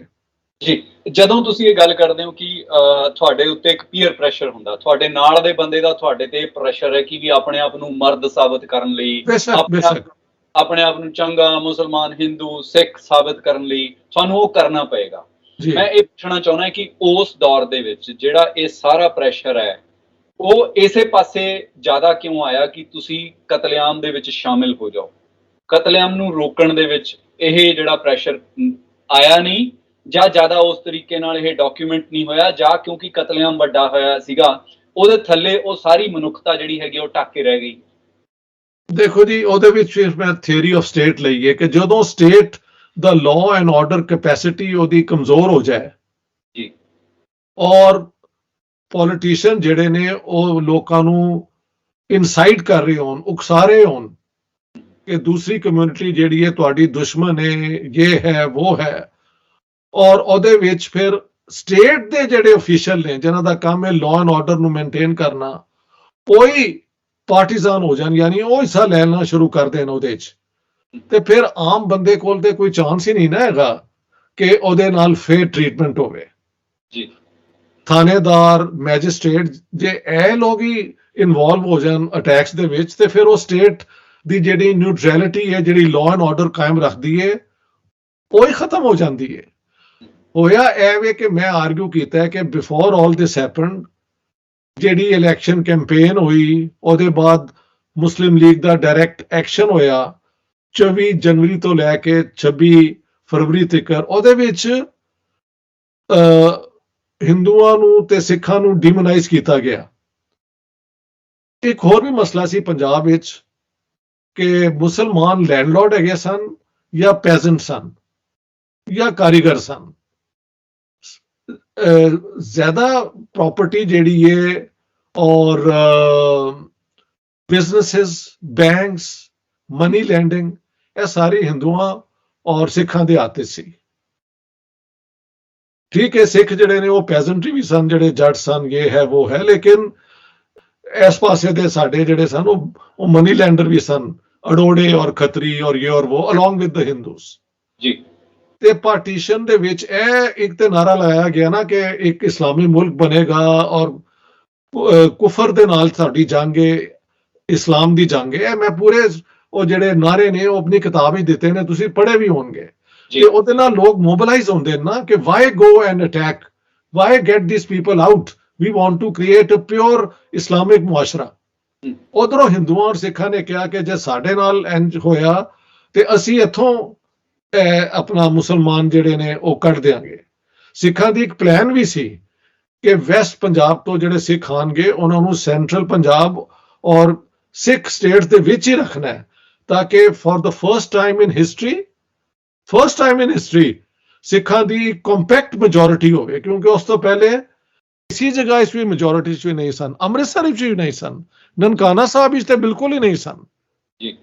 ਲਿਹਾਜ਼ਾ ਇੱਕ ਸਿੱਖ ਪਲਾਨ ਵੀ ਸੀ ਕਿ ਜੇ ਪਾਰਟੀਸ਼ਨ ਹੁੰਦੀ ਹੈ ਔਰ ਸਾਡੀ ਪਾਰਟੀਸ਼ਨ ਸਾਡੀ ਮਰਜ਼ੀ ਦੇ ਮੁਤਾਬਕ ਨਹੀਂ ਹੁੰਦੀ ਤੇ ਫਿਰ ਅਸੀਂ ਸਾਰੇ ਮੁਸਲਮਾਨ ਇੱਥੋਂ ਭਜਾਵਾਂਗੇ ਔਰ ਇੱਥੇ ਇੱਕ ਸਿੱਖਾਂ ਦੀ ਮੈਜੋਰਿਟੀ ਬਣਾਵਾਂਗੇ। ਉਹਦੇ ਬਾਅਦ ਹੀ ਫਿਰ ਪੰਜਾਬੀ ਸੂਬਾ ਦੀ ਮੂਵਮੈਂਟ ਦਾ ਇੱਕ ਕਮਿਊਨਲ ਐਂਗਲ ਵੀ ਹੈਗਾ ਹੈ, ਇੱਕ ਲੈਂਗੁਏਜ ਦਾ ਐਂਗਲ ਵੀ ਹੈਗਾ ਹੈ, ਦੋ ਤਰੀਕੇ ਨੇ ਦੇਖਣ ਦੇ ਜੀ। ਉਹਦੇ ਵਿੱਚੋਂ ਖਾਲਿਸਤਾਨ ਦੀ ਮੂਵਮੈਂਟ ਵੀ ਬਣੀ ਨਾ ਕਿ ਸਿੱਖ ਕਲੇਮ ਹੁਣ ਕਰ ਸਕਦੇ ਸਨ ਕਿ ਇਹ ਇਲਾਕਾ ਜਿਹੜਾ ਹੈ ਕੰਪੈਕਟ ਸਿੱਖ ਮੈਜੋਰਿਟੀ ਹੈ 57%, 61%, not more than that, but still a majority for the first time in history। ਲੇਕਿਨ ਪਾਰਟੀਸ਼ਨ ਤੋਂ ਪਹਿਲੇ ਤਾਂ ਮੁਸਲਮਾਨਾਂ ਦੀ ਮੈਜੋਰਿਟੀ ਹੈ ਹੀ ਸੀ ਵੈਸਟ ਪੰਜਾਬ ਵਿੱਚ, ਬਿਲਕੁਲ ਸੈਂਟਰਲ ਪੰਜਾਬ ਵਿੱਚ ਵੀ ਕਾਫੀ, ਈਸਟ ਪੰਜਾਬ ਵਿੱਚ ਨਹੀਂ ਸੀ ਜੀ। ਇਸ ਸਵਾਲ ਦੇ ਉੱਤੇ ਮੈਂ ਆਉਣ ਤੋਂ ਪਹਿਲਾਂ ਇੱਕ ਛੋਟਾ ਸਵਾਲ ਮੈਥੋਡੋਲੋਜੀ ਬਾਰੇ ਦੁਬਾਰਾ ਪੁੱਛਣਾ ਚਾਹੁੰਦਾ। ਉਹ ਇਹ ਹੈ ਕਿ ਤੁਸੀਂ ਇਹ ਆਪਣੇ ਇੰਟਰਵਿਊਜ਼ ਦੇ ਵਿੱਚ ਕਿਹਾ ਕਿ ਤੁਹਾਡੀ ਮਾਂ, ਤੁਹਾਡੇ ਮਾਤਾ ਜੀ, ਅੰਮੀ ਤੁਹਾਡੇ ਗਵਾਹ ਸੀ ਜਿਹੜੀ ਪਾਰਟੀਸ਼ਨ ਦੀ ਵਾਇਲੈਂਸ ਦੇ, ਤੇ ਉਹਨਾਂ ਨੇ ਤੁਹਾਨੂੰ ਬਚਪਨ ਦੇ ਵਿੱਚ ਜੋ ਲੋਰੀਆਂ ਸੁਣਾਈਆਂ, ਉਹ ਲੋਰੀਆਂ ਦੇ ਵਿੱਚ ਹੀ ਤੁਸੀਂ ਇਹ ਕਹਾਣੀ ਵੀ ਲਗਾਤਾਰ ਸੁਣਦੇ ਰਹੇ। ਸੋ ਉਸ ਕਿਸਮ ਦੀ ਜਿਹੜੀ ਗਵਾਹੀ ਹੈ ਆਪਣੀ ਅੰਮੀ ਤੋਂ ਤੁਹਾਡੇ ਤੱਕ ਪਹੁੰਚਦੀ ਹੈ, ਤੇ ਜਦੋਂ ਤੁਸੀਂ ਇੱਕ ਨਿਰਪੱਖ ਹੋ ਕੇ ਪੂਰਾ ਬਿਆਨੀਆ ਲਿਖਣਾ ਹੈ, ਉਹਦੇ ਵਿੱਚ ਜਿਹੜਾ ਉਹ ਯਾਦਾਸ਼ਤ ਆ ਉਹ ਕਿਵੇਂ ਆਉਂਦੀ ਰਹਿੰਦੀ ਆ ਬਾਰ-ਬਾਰ? ਵਾਹ ਵਾਹ, ਬਹੁਤ ਖੂਬਸੂਰਤ ਗੱਲ ਹੈ। ਮੈਂ ਤੇ ਆਪਣੀ ਕਿਤਾਬ ਦੇ ਵਿੱਚ ਲਿਖਿਆ ਹੀ ਹੈ ਵੇ ਕਿ ਮੇਰੀ ਵਾਲਦਾ ਦੀ ਡੈਥ ਹੋਈ ਹੈ ਸਟਾਕਹੋਮ ਦੇ ਵਿੱਚ 1990 ਚ। ਅਖੀਰ ਤੱਕ ਜਿਹੜੀ ਉਹ ਗੱਲਾਂ ਕਰਦੇ ਸਨ ਉਹਨਾਂ ਚੋਂ ਕਹਿ ਸੀ ਕਿ ਉਹ ਜਿਹੜਾ ਸਿੱਖ ਕਾਰਪੈਂਟਰ ਨੂੰ ਮਾਰਿਆ ਸੀ ਨਾ, ਬਿੱਲੂ ਮੈਨੂੰ ਕਹਿੰਦੇ ਨੇ, ਉਹ ਬਹੁਤ ਜ਼ੁਲਮ ਸੀ, ਬਹੁਤ ਜ਼ੁਲਮ ਹੋਇਆ ਸੀ। ਔਰ ਐਸੀ ਤਰੀਕੇ ਦੀਆਂ ਗੱਲਾਂ ਮੈਂ ਹੋਰ ਵੀ ਬਹੁਤ ਲੋਕਾਂ ਕੋਲੋਂ ਸੁਣੀਆਂ ਨੇ, ਹਿੰਦੂਆਂ ਕੋਲੋਂ, ਮੁਸਲਮਾਨਾਂ ਕੋਲੋਂ, ਸਿੱਖਾਂ ਕੋਲੋਂ, ਕਿ ਵਾਕਈ ਉਹ ਆਪਣਾ ਇਨਸਾਨ ਨੂੰ ਮਾਰਨਾ ਪਾਪ ਹੈ ਲੇਕਿਨ ਉਦੋਂ ਮਾਰਿਆ। ਇਹ ਸਾਰੀ ਚੀਜ਼ਾਂ ਬਾਅਦ ਵਿੱਚ ਕਈ ਲੋਕਾਂ ਨੂੰ ਹੌਂਟ ਵੀ ਕਰਦੀਆਂ ਰਹੀਆਂ। ਕਈਆਂ ਨੇ ਆਪਣੇ ਆਪ ਨੂੰ ਇਹ ਵੀ ਕਹਿ ਲਿਆ ਕਿ ਜੀ ਅਸੀਂ ਆਪਣੇ ਧਰਮ ਨੂੰ ਬਚਾਉਣ ਲਈ ਕੀਤਾ ਹੈ, ਲਿਹਾਜ਼ਾ ਉਹਨਾਂ ਨੇ ਜਸਟੀਫਿਕੇਸ਼ਨ ਵੀ ਲੱਭ ਲਈ। ਬਟ ਸਮਵੇਅਰ ਡਾਊਨ ਇਨ ਯੋਰ, ਮੈਂ ਕਈ ਜਗ੍ਹਾ ਤੇ ਮਤਲਬ ਰਾਵਲਪਿੰਡੀ ਦੇ ਬਾਬੂ ਕਰਮ ਸਿੰਘ ਇੱਕ ਹੈਗੇ ਸਨ ਸਰਦਾਰ, ਜਿਹੜੇ ਉੱਥੋਂ ਦੇ ਟੀਚਰ ਸਨ, ਔਰ ਉਸ ਪਿੰਡ ਦੇ, ਉਸ ਪੜਿਆਲ ਉਸ ਪਿੰਡ ਦਾ ਨਾਂ ਹੈ, ਉਹਦੇ ਮੈਂ ਇੰਟਰਵਿਊ ਦੇ ਵਿੱਚ ਦੇਖਿਆ ਕਿ ਲੋਕਾਂ ਨੇ, ਸਭ ਨੇ ਮੰਨਿਆ ਕਿ ਜੀ ਉਹ ਬਹੁਤ ਨੇਕ ਆਦਮੀ ਸਨ। ਔਰ ਇੱਕ ਨੇ ਤੇ ਕਿਹਾ, ਉਹਦਾ ਨਾਂ ਸੀ ਸ਼ੇਰ ਜ਼ਮਾਨ, ਕਿ ਬਾਬੂ ਕਰਮ ਸਿੰਘ ਔਰ ਮੇਰੇ ਜਿਹੜੇ ਵਾਲਿਦ ਸਾਹਿਬ ਸਨ ਭਰਾ ਬਣੇ ਹੋਏ ਸਨ। ਔਰ ਜਦੋਂ ਮੇਰੀ ਭੈਣ ਦੀ ਸ਼ਾਦੀ ਹੋਈ ਤੇ ਬਾਬੂ ਕਰਮ ਸਿੰਘ ਨੇ ਪਤਾ ਨਹੀਂ 100 ਰੁਪਇਆ ਦਿੱਤਾ, ਜਿਹੜਾ ਉਸ ਜ਼ਮਾਨੇ 'ਚ ਬਹੁਤ ਹੁੰਦਾ ਸੀ। ਲੇਕਿਨ ਜਦੋਂ ਇਹ ਅਟੈਕ ਹੋਏ, ਉੱਥੇ ਇੱਕ ਹੋਰ ਗੱਲ ਵੀ ਹੈ ਜਿਹੜੀ ਮੈਂ ਕਿਤਾਬ ਵਿੱਚ ਪਤਾ ਨਹੀਂ ਅੰਡਰਲਾਈਨ ਕੀਤੀ ਹੈ ਜਾਂ ਨਹੀਂ। ਜਦੋਂ ਸ਼ੇਰ ਜ਼ਮਾਨ ਇੰਡੀਵਿਜੂਅਲ ਗੱਲ ਕਰ ਰਿਹਾ ਸੀ ਤੇ ਬਹੁਤ ਸਿੰਪਥੈਟਿਕਲੀ ਕਰ ਰਿਹਾ ਸੀ। ਜਦੋਂ ਗਰੁੱਪ ਵਿੱਚ ਗੱਲ ਹੋਈ ਜਿੱਥੇ ਬਾਕੀ ਵੀ ਪਿੰਡ ਦੇ ਬੈਠੇ ਸਨ, ਉਹਦੇ 'ਚ ਉਹਨਾਂ ਨੇ ਕਿਹਾ ਨਹੀਂ ਜੀ ਆਪਣਾ ਕਾਫਿਰ ਸਨ ਤੇ ਫਿਰ ਕਾਫਰਾਂ ਨੂੰ ਤੇ ਉੱਥੋਂ ਜਾਣਾ ਹੀ ਜਾਣਾ ਸੀ, ਲਿਹਾਜ਼ਾ ਉੱਥੇ ਵੀ ਪੀਅਰ ਪ੍ਰੈਸ਼ਰ ਦੀ ਗੱਲ ਆ ਗਈ। ਬਟ ਇੰਡੀਵਿਜੂਅਲੀ ਕਹਿਣਾ ਕਿ ਬਾਬੂ ਕਰਮ ਸਿੰਘ ਨੇ ਮੇਰੀ ਭੈਣ ਦੀ ਸ਼ਾਦੀ ਤੇ ਇੰਨੇ ਪੈਸੇ ਦਿੱਤੇ ਔਰ ਅਸੀਂ ਕੋਸ਼ਿਸ਼ ਕੀਤੀ ਕਿ ਉਹਨਾਂ ਨੂੰ ਇੱਥੋਂ ਆਰਾਮ ਨਾਲ ਨਿਗਾਲਤਾ ਜਾਏ, ਇਹ ਵੀ ਗੱਲਾਂ ਉਸੇ ਬੰਦੇ ਨੇ ਮੈਨੂੰ ਦੱਸੀਆਂ। ਲਿਹਾਜ਼ਾ ਮੇਰਾ ਕੰਮ ਸੀ ਕਿ ਇਹ ਸਾਰੀ ਚੀਜ਼ ਨੂੰ ਥਿਓਰੈਟਿਕਲੀ ਸਮਝਣਾ ਕਿ what is a mob, what is collective peer pressure, and what is the individual able to do freely। ਇੱਕ ਫਰੀडम ਵੀ ਤੇ ਹੈ ਨਾ ਜੀ। ਉਸ ਫਰੀडम ਦੇ ਵਿੱਚ ਕਈ ਲੋਕਾਂ ਨੇ ਬੜੇ ਕਮਾਲ ਦੀਆਂ ਗੱਲਾਂ ਕੀਤੀਆਂ ਨੇ, ਕਈਆਂ ਨੇ ਤਾਂ ਪਬਲਿਕਲੀ ਵੀ ਕੀਤੀਆਂ ਨੇ। ਮਸਲਨ ਕੁਝ ਸਰਦਾਰ ਸਨ ਇੱਕ ਪਿੰਡ ਵਿੱਚ ਸਾਡੇ ਵਾਲੇ ਪਾਸੇ ਦੇ, ਉਹ ਮਨੀ ਲੈਂਡਰਿੰਗ ਕਰਦੇ ਸਨ। ਉਸ ਪਿੰਡ ਦੇ ਮੁੰਡੇ ਜਿਹੜੇ ਸਨ ਉਹ ਫੌਜ ਵਿੱਚ ਸੈਕੰਡ ਵਰਲਡ ਵਾਰ ਵਿੱਚ ਗਏ ਸਨ, ਉਹਦੇ ਬਾਅਦ ਉਹ ਅਰੈਸਟ ਹੋ ਗਏ। ਇਹਨਾਂ ਦੇ ਪੈਸੇ ਜਿਹੜੇ ਸਨ ਐਨ ਸਰਦਾਰਾਂ ਕੋਲ ਸਨ, ਉਹਨਾਂ ਨੇ ਇਨਵੈਸਟ ਕੀਤੇ। ਜਦੋਂ ਇਹ ਲੋਕ ਵਾਪਸ ਆਏ ਤੇ ਜਿਹੜੀ ਰਕਮ ਪੁਰਾਣੀ ਸੀ ਉਸ ਤੋਂ ਬਹੁਤ ਜ਼ਿਆਦਾ ਇਹਨਾਂ ਨੂੰ ਮਿਲ ਗਿਆ। ਉਹਦੇ ਬਾਅਦ 47 ਦੇ ਹਮਲੇ ਹੋਏ ਤੇ ਉਹਨਾਂ ਦੀ ਮਾਂ ਨੇ ਖੜੇ ਹੋ ਕੇ ਕਿਹਾ ਕਿ ਮੈਂ ਤੁਹਾਨੂੰ ਆਪਣਾ ਦੁੱਧ ਨਹੀਂ ਬਖਸ਼ਾਂਗੀ ਆਪਣੇ ਪੁੱਤਰਾਂ ਨੂੰ ਜੇ ਐਨ ਹਿੰਦੂਆਂ ਔਰ ਸਿੱਖਾਂ ਨੂੰ ਪਿੰਡ ਦੇ ਕਿਸੇ ਨੇ ਵੀ ਹੱਥ ਲਾਇਆ। ਉਹ ਫਿਰ ਮੁੰਡੇ ਖੜੇ ਹੋ ਗਏ ਗਨ ਲੈ ਕੇ। Here is a mother who takes this stand। ਕਈ ਲੋਕਾਂ ਦੇ ਇੰਡੀਵਿਜੂਅਲ ਲੀਡਰਸ਼ਿਪ ਕੁਆਲਿਟੀ ਵੀ ਹੁੰਦੀ ਹੈ, ਉਹ ਪਬਲਿਕਲੀ ਆ ਕੇ ਉਹਨਾਂ ਨੇ ਪੂਰਾ ਕਰੈਕਟਰ ਹੀ ਬਦਲ ਦਿੱਤਾ ਉਸਦਾ। ਫਿਰ ਮੈਂ ਇੱਕ ਸਟੋਰੀ ਦੱਸੀ ਹੈ ਕਿ ਮੈਂ ਇੱਕ ਇੰਟਰਵਿਊ ਕੀਤਾ ਸੀ ਸ਼ੇਖ ਮੁਹੰਮਦ ਫਾਰੂਕ ਸਾਹਿਬ ਦੇ ਨਾਲ, ਜਿਹੜੇ ਕਿ ਸੁਲਤਾਨਪੁਰ ਲੋਧੀਆਂ ਦੇ ਸਨ। ਕਪੂਰਥਲਾ ਸਟੇਟ ਦੇ। ਉਹ ਕਹਿੰਦੇ ਨੇ ਜੀ ਕਿ ਮੈਂ ਬੱਚਾ ਸਾਂ 4-5 ਸਾਲ ਦਾ, ਮੇਰੀਆਂ 3 ਭੈਣਾਂ ਸਨ, ਮੇਰੀ ਅੰਮੀ ਸੀ, ਮੇਰੇ ਵਾਲਿਦ ਸਾਹਿਬ ਦੀ ਡੈਥ ਹੋ ਗਈ ਦੀ ਸੀ ਬਿਫੋਰ ਪਾਰਟੀਸ਼ਨ। ਤੇ ਜਦੋਂ ਇਹ ਹਮਲੇ ਹੋਏ ਤੇ ਇੱਕ ਸਰਦਾਰ ਹੋਰੀ ਸਨ, ਪਤਾ ਨਹੀਂ ਸੰਤਾ ਸਿੰਘ ਜਾਂ ਬੰਤਾ ਸਿੰਘ, ਮੈਂ ਉਹ ਦੇਤੇ ਨੇ ਨਾਂ ਉੱਥੇ, ਉਹਨਾਂ ਨੇ ਦਰਵਾਜ਼ਾ ਕੀਤਾ, ਉਹਨੇ ਕਿਹਾ ਬੀਬੀ ਜੀ ਚਲੋ ਤੁਹਾਨੂੰ ਮੈਂ ਲੈ ਕੇ ਤੇ ਜਿਹੜਾ ਰੈਫਿਊਜੀ ਕੈਂਪ ਹੈ ਉੱਥੇ ਛੱਡ ਆਵਾਂ, ਹਮਲੇ ਹੋਣ ਵਾਲੇ ਨੇ। ਤੇ ਉਹ ਕਹਿੰਦੇ ਨੇ ਕਿ ਮੈਨੂੰ ਉਹਨਾਂ ਨੇ ਸਰਦਾਰ ਉਹਨਾਂ ਨੇ ਇੱਥੇ ਮੋਢੇ ਤੇ ਐਸਾ ਪਾਲੀਆਂ, ਹਾਂਜੀ ਚੁੱਕ ਲਿਆ, ਤੇ ਅਸੀਂ ਜਾ ਰਹੇ ਸਾਂ ਤੇ ਇੱਕ ਸਿੱਖ ਜੱਥਾ ਆਇਆ ਜਿਨ੍ਹਾਂ ਦਾ ਕੰਮ ਸੀ ਕਿ ਜਵਾਨ ਕੁੜੀਆਂ ਨੂੰ ਲੈ ਜਾਂਦੇ ਸਨ, ਬਾਕੀ ਮਰਦਾਂ ਨੂੰ ਮਾਰ ਦਿੰਦੇ ਸਨ, ਤੇ ਬੁੱਢੀਆਂ ਔਰਤਾਂ ਨੂੰ ਵੀ ਛੱਡ ਦਿੰਦੇ ਸਨ ਜਾਂ ਮਾਰ ਦਿੰਦੇ ਸਨ। ਤੇ ਉਹ ਜਦੋਂ ਇਹਨਾਂ ਨੇ ਘੇਰਾ ਪਾਇਆ ਤੇ ਇਹਨੇ ਬੰਤਾ ਸਿੰਘ ਨੇ ਜਾਂ ਸੰਤਾ ਸਿੰਘ ਨੇ ਜਾ ਕੇ ਕਿਹਾ ਕਿ ਕਿਆ ਤੁਹਾਡੇ ਗੁਰੂਆਂ ਨੇ ਤੁਹਾਨੂੰ ਇਹੀ ਸਿਖਾਇਆ? ਤੇ ਜਿਹੜਾ ਉਹਨਾਂ ਦਾ ਲੀਡਰ ਸੀ ਨਾ ਜੀ, ਉਹ ਆਪਣੇ ਘੋੜੇ ਤੋਂ ਉਤਰ ਕੇ ਇਹਦੇ ਨਾਲ ਆ ਕੇ ਖਲੋ ਗਿਆ। ਉਹਨੇ ਕਿਹਾ ਇਸ ਸਿੱਖ ਨੇ ਜਿਹੜਾ ਆਪਣਾ ਵਚਨ ਦਿੱਤਾ ਹੈ ਨਾ, ਉਹਨੂੰ ਇਹਦਾ ਮਾਨ ਪੂਰਾ ਕਰਨ ਦਿਓ, ਲਿਹਾਜ਼ਾ ਜੇ ਤੁਸੀਂ ਹੁਣ ਅਟੈਕ ਕਰਨਾ ਤੇ ਮੇਰੇ ਤੇ ਵੀ ਕਰੋ। ਤੇ ਇਹੋ ਜਿਹੇ ਇਨਸੀਡੈਂਟ ਵੀ ਹਨ। ਲਿਹਾਜ਼ਾ ਵਾਟ ਆਈ ਹੈਵ ਸੈਡ ਕਿ ਸਟੀਰੀਓਟਾਈਪਿੰਗ ਜਨਰਲ ਕਹਿਣਾ ਕਿ ਸਾਰੇ ਲੋਕ ਇੱਕੋ ਤਰ੍ਹਾਂ ਬਿਹੇਵ ਕਰਦੇ ਨੇ ਔਰ ਦੂਸਰੀ ਕਮਿਊਨਿਟੀ ਨੇ ਜ਼ਹਿਰਾ ਜ਼ੁਲਮ ਕੀਤਾ ਹੈ, this is not research, this is propaganda, that is subjective presentation। ਸੋ ਤੁਹਾਡੀ ਇੱਕ ਦਲੀਲ ਇਹ ਬਣਦੀ ਹੈ ਕਿ ਕੋਈ ਵੀ ਤਬਕਾ, ਕੋਈ ਵੀ ਧਰਮ ਦੇ ਲੋਕ ਇੱਕੋ ਜਿਹੇ ਨਹੀਂ ਹੈਗੇ, ਉਹਨਾਂ ਦੇ ਵਿੱਚ ਚੰਗੇ ਵੀ ਨੇ ਤੇ ਉਹਨਾਂ ਦੇ ਵਿੱਚ ਮਾੜੇ ਵੀ ਨੇ, ਤੇ ਇਸ ਮਾਮਲੇ 'ਚ ਸਭ ਬਰਾਬਰ ਨੇ। that's the beauty of the book। ਔਰ ਇਹ ਕੋਈ ਮੇਰੀ ਪਲੈਨਿੰਗ ਨਾਲ ਨਹੀਂ ਹੋਈ, ਇਹ ਫੈਕਟ ਹੈਗੇ ਨੇ ਜੀ, ਉਹ ਲੋਕਾਂ ਨੇ ਆਪ ਕਰਤੀ ਹੈ। ਜਿੱਦਾਂ ਕਿਉਂਕਿ ਜਿਨ੍ਹਾਂ ਨੇ ਕਤਲ ਕੀਤੇ, ਜਿਨ੍ਹਾਂ ਨੇ ਕਿਹਾ ਅਸੀਂ ਜਾ ਕੇ ਛੁਰੀਆਂ ਮਾਰੀਆਂ ਨੇ, ਮੈਂ ਉਹਨਾਂ ਨੂੰ ਫਿਰ ਬਚਾ ਸਕਣਾ ਸੀ ਨਾ ਜੀ, ਉਹ ਤੇ ਮੈਂ ਓਪਨਲੀ ਦੇ ਦਿੱਤੇ ਨੇ। ਤੇ ਜਿਨ੍ਹਾਂ ਨੇ ਫਿਰ ਉਨ ਹਾਲਾਤ ਵਿੱਚ ਖਲੋ ਕੇ ਹਿੰਮਤ ਕਰਕੇ ਲੋਕਾਂ ਦੀ ਜਾਨ ਬਚਾਈ, ਅਸੀਂ ਉਹਦਾ ਵੀ ਜ਼ਿਕਰ ਕਰਤਾ ਔਰ ਉਹਦੇ 'ਚ ਹਿੰਦੂ ਵੀ ਤੁਹਾਨੂੰ ਮਿਲ ਜਾਣਗੇ, ਸਿੱਖ ਔਰ ਮੁਸਲਮਾਨ ਵੀ ਮਿਲ ਜਾਣਗੇ।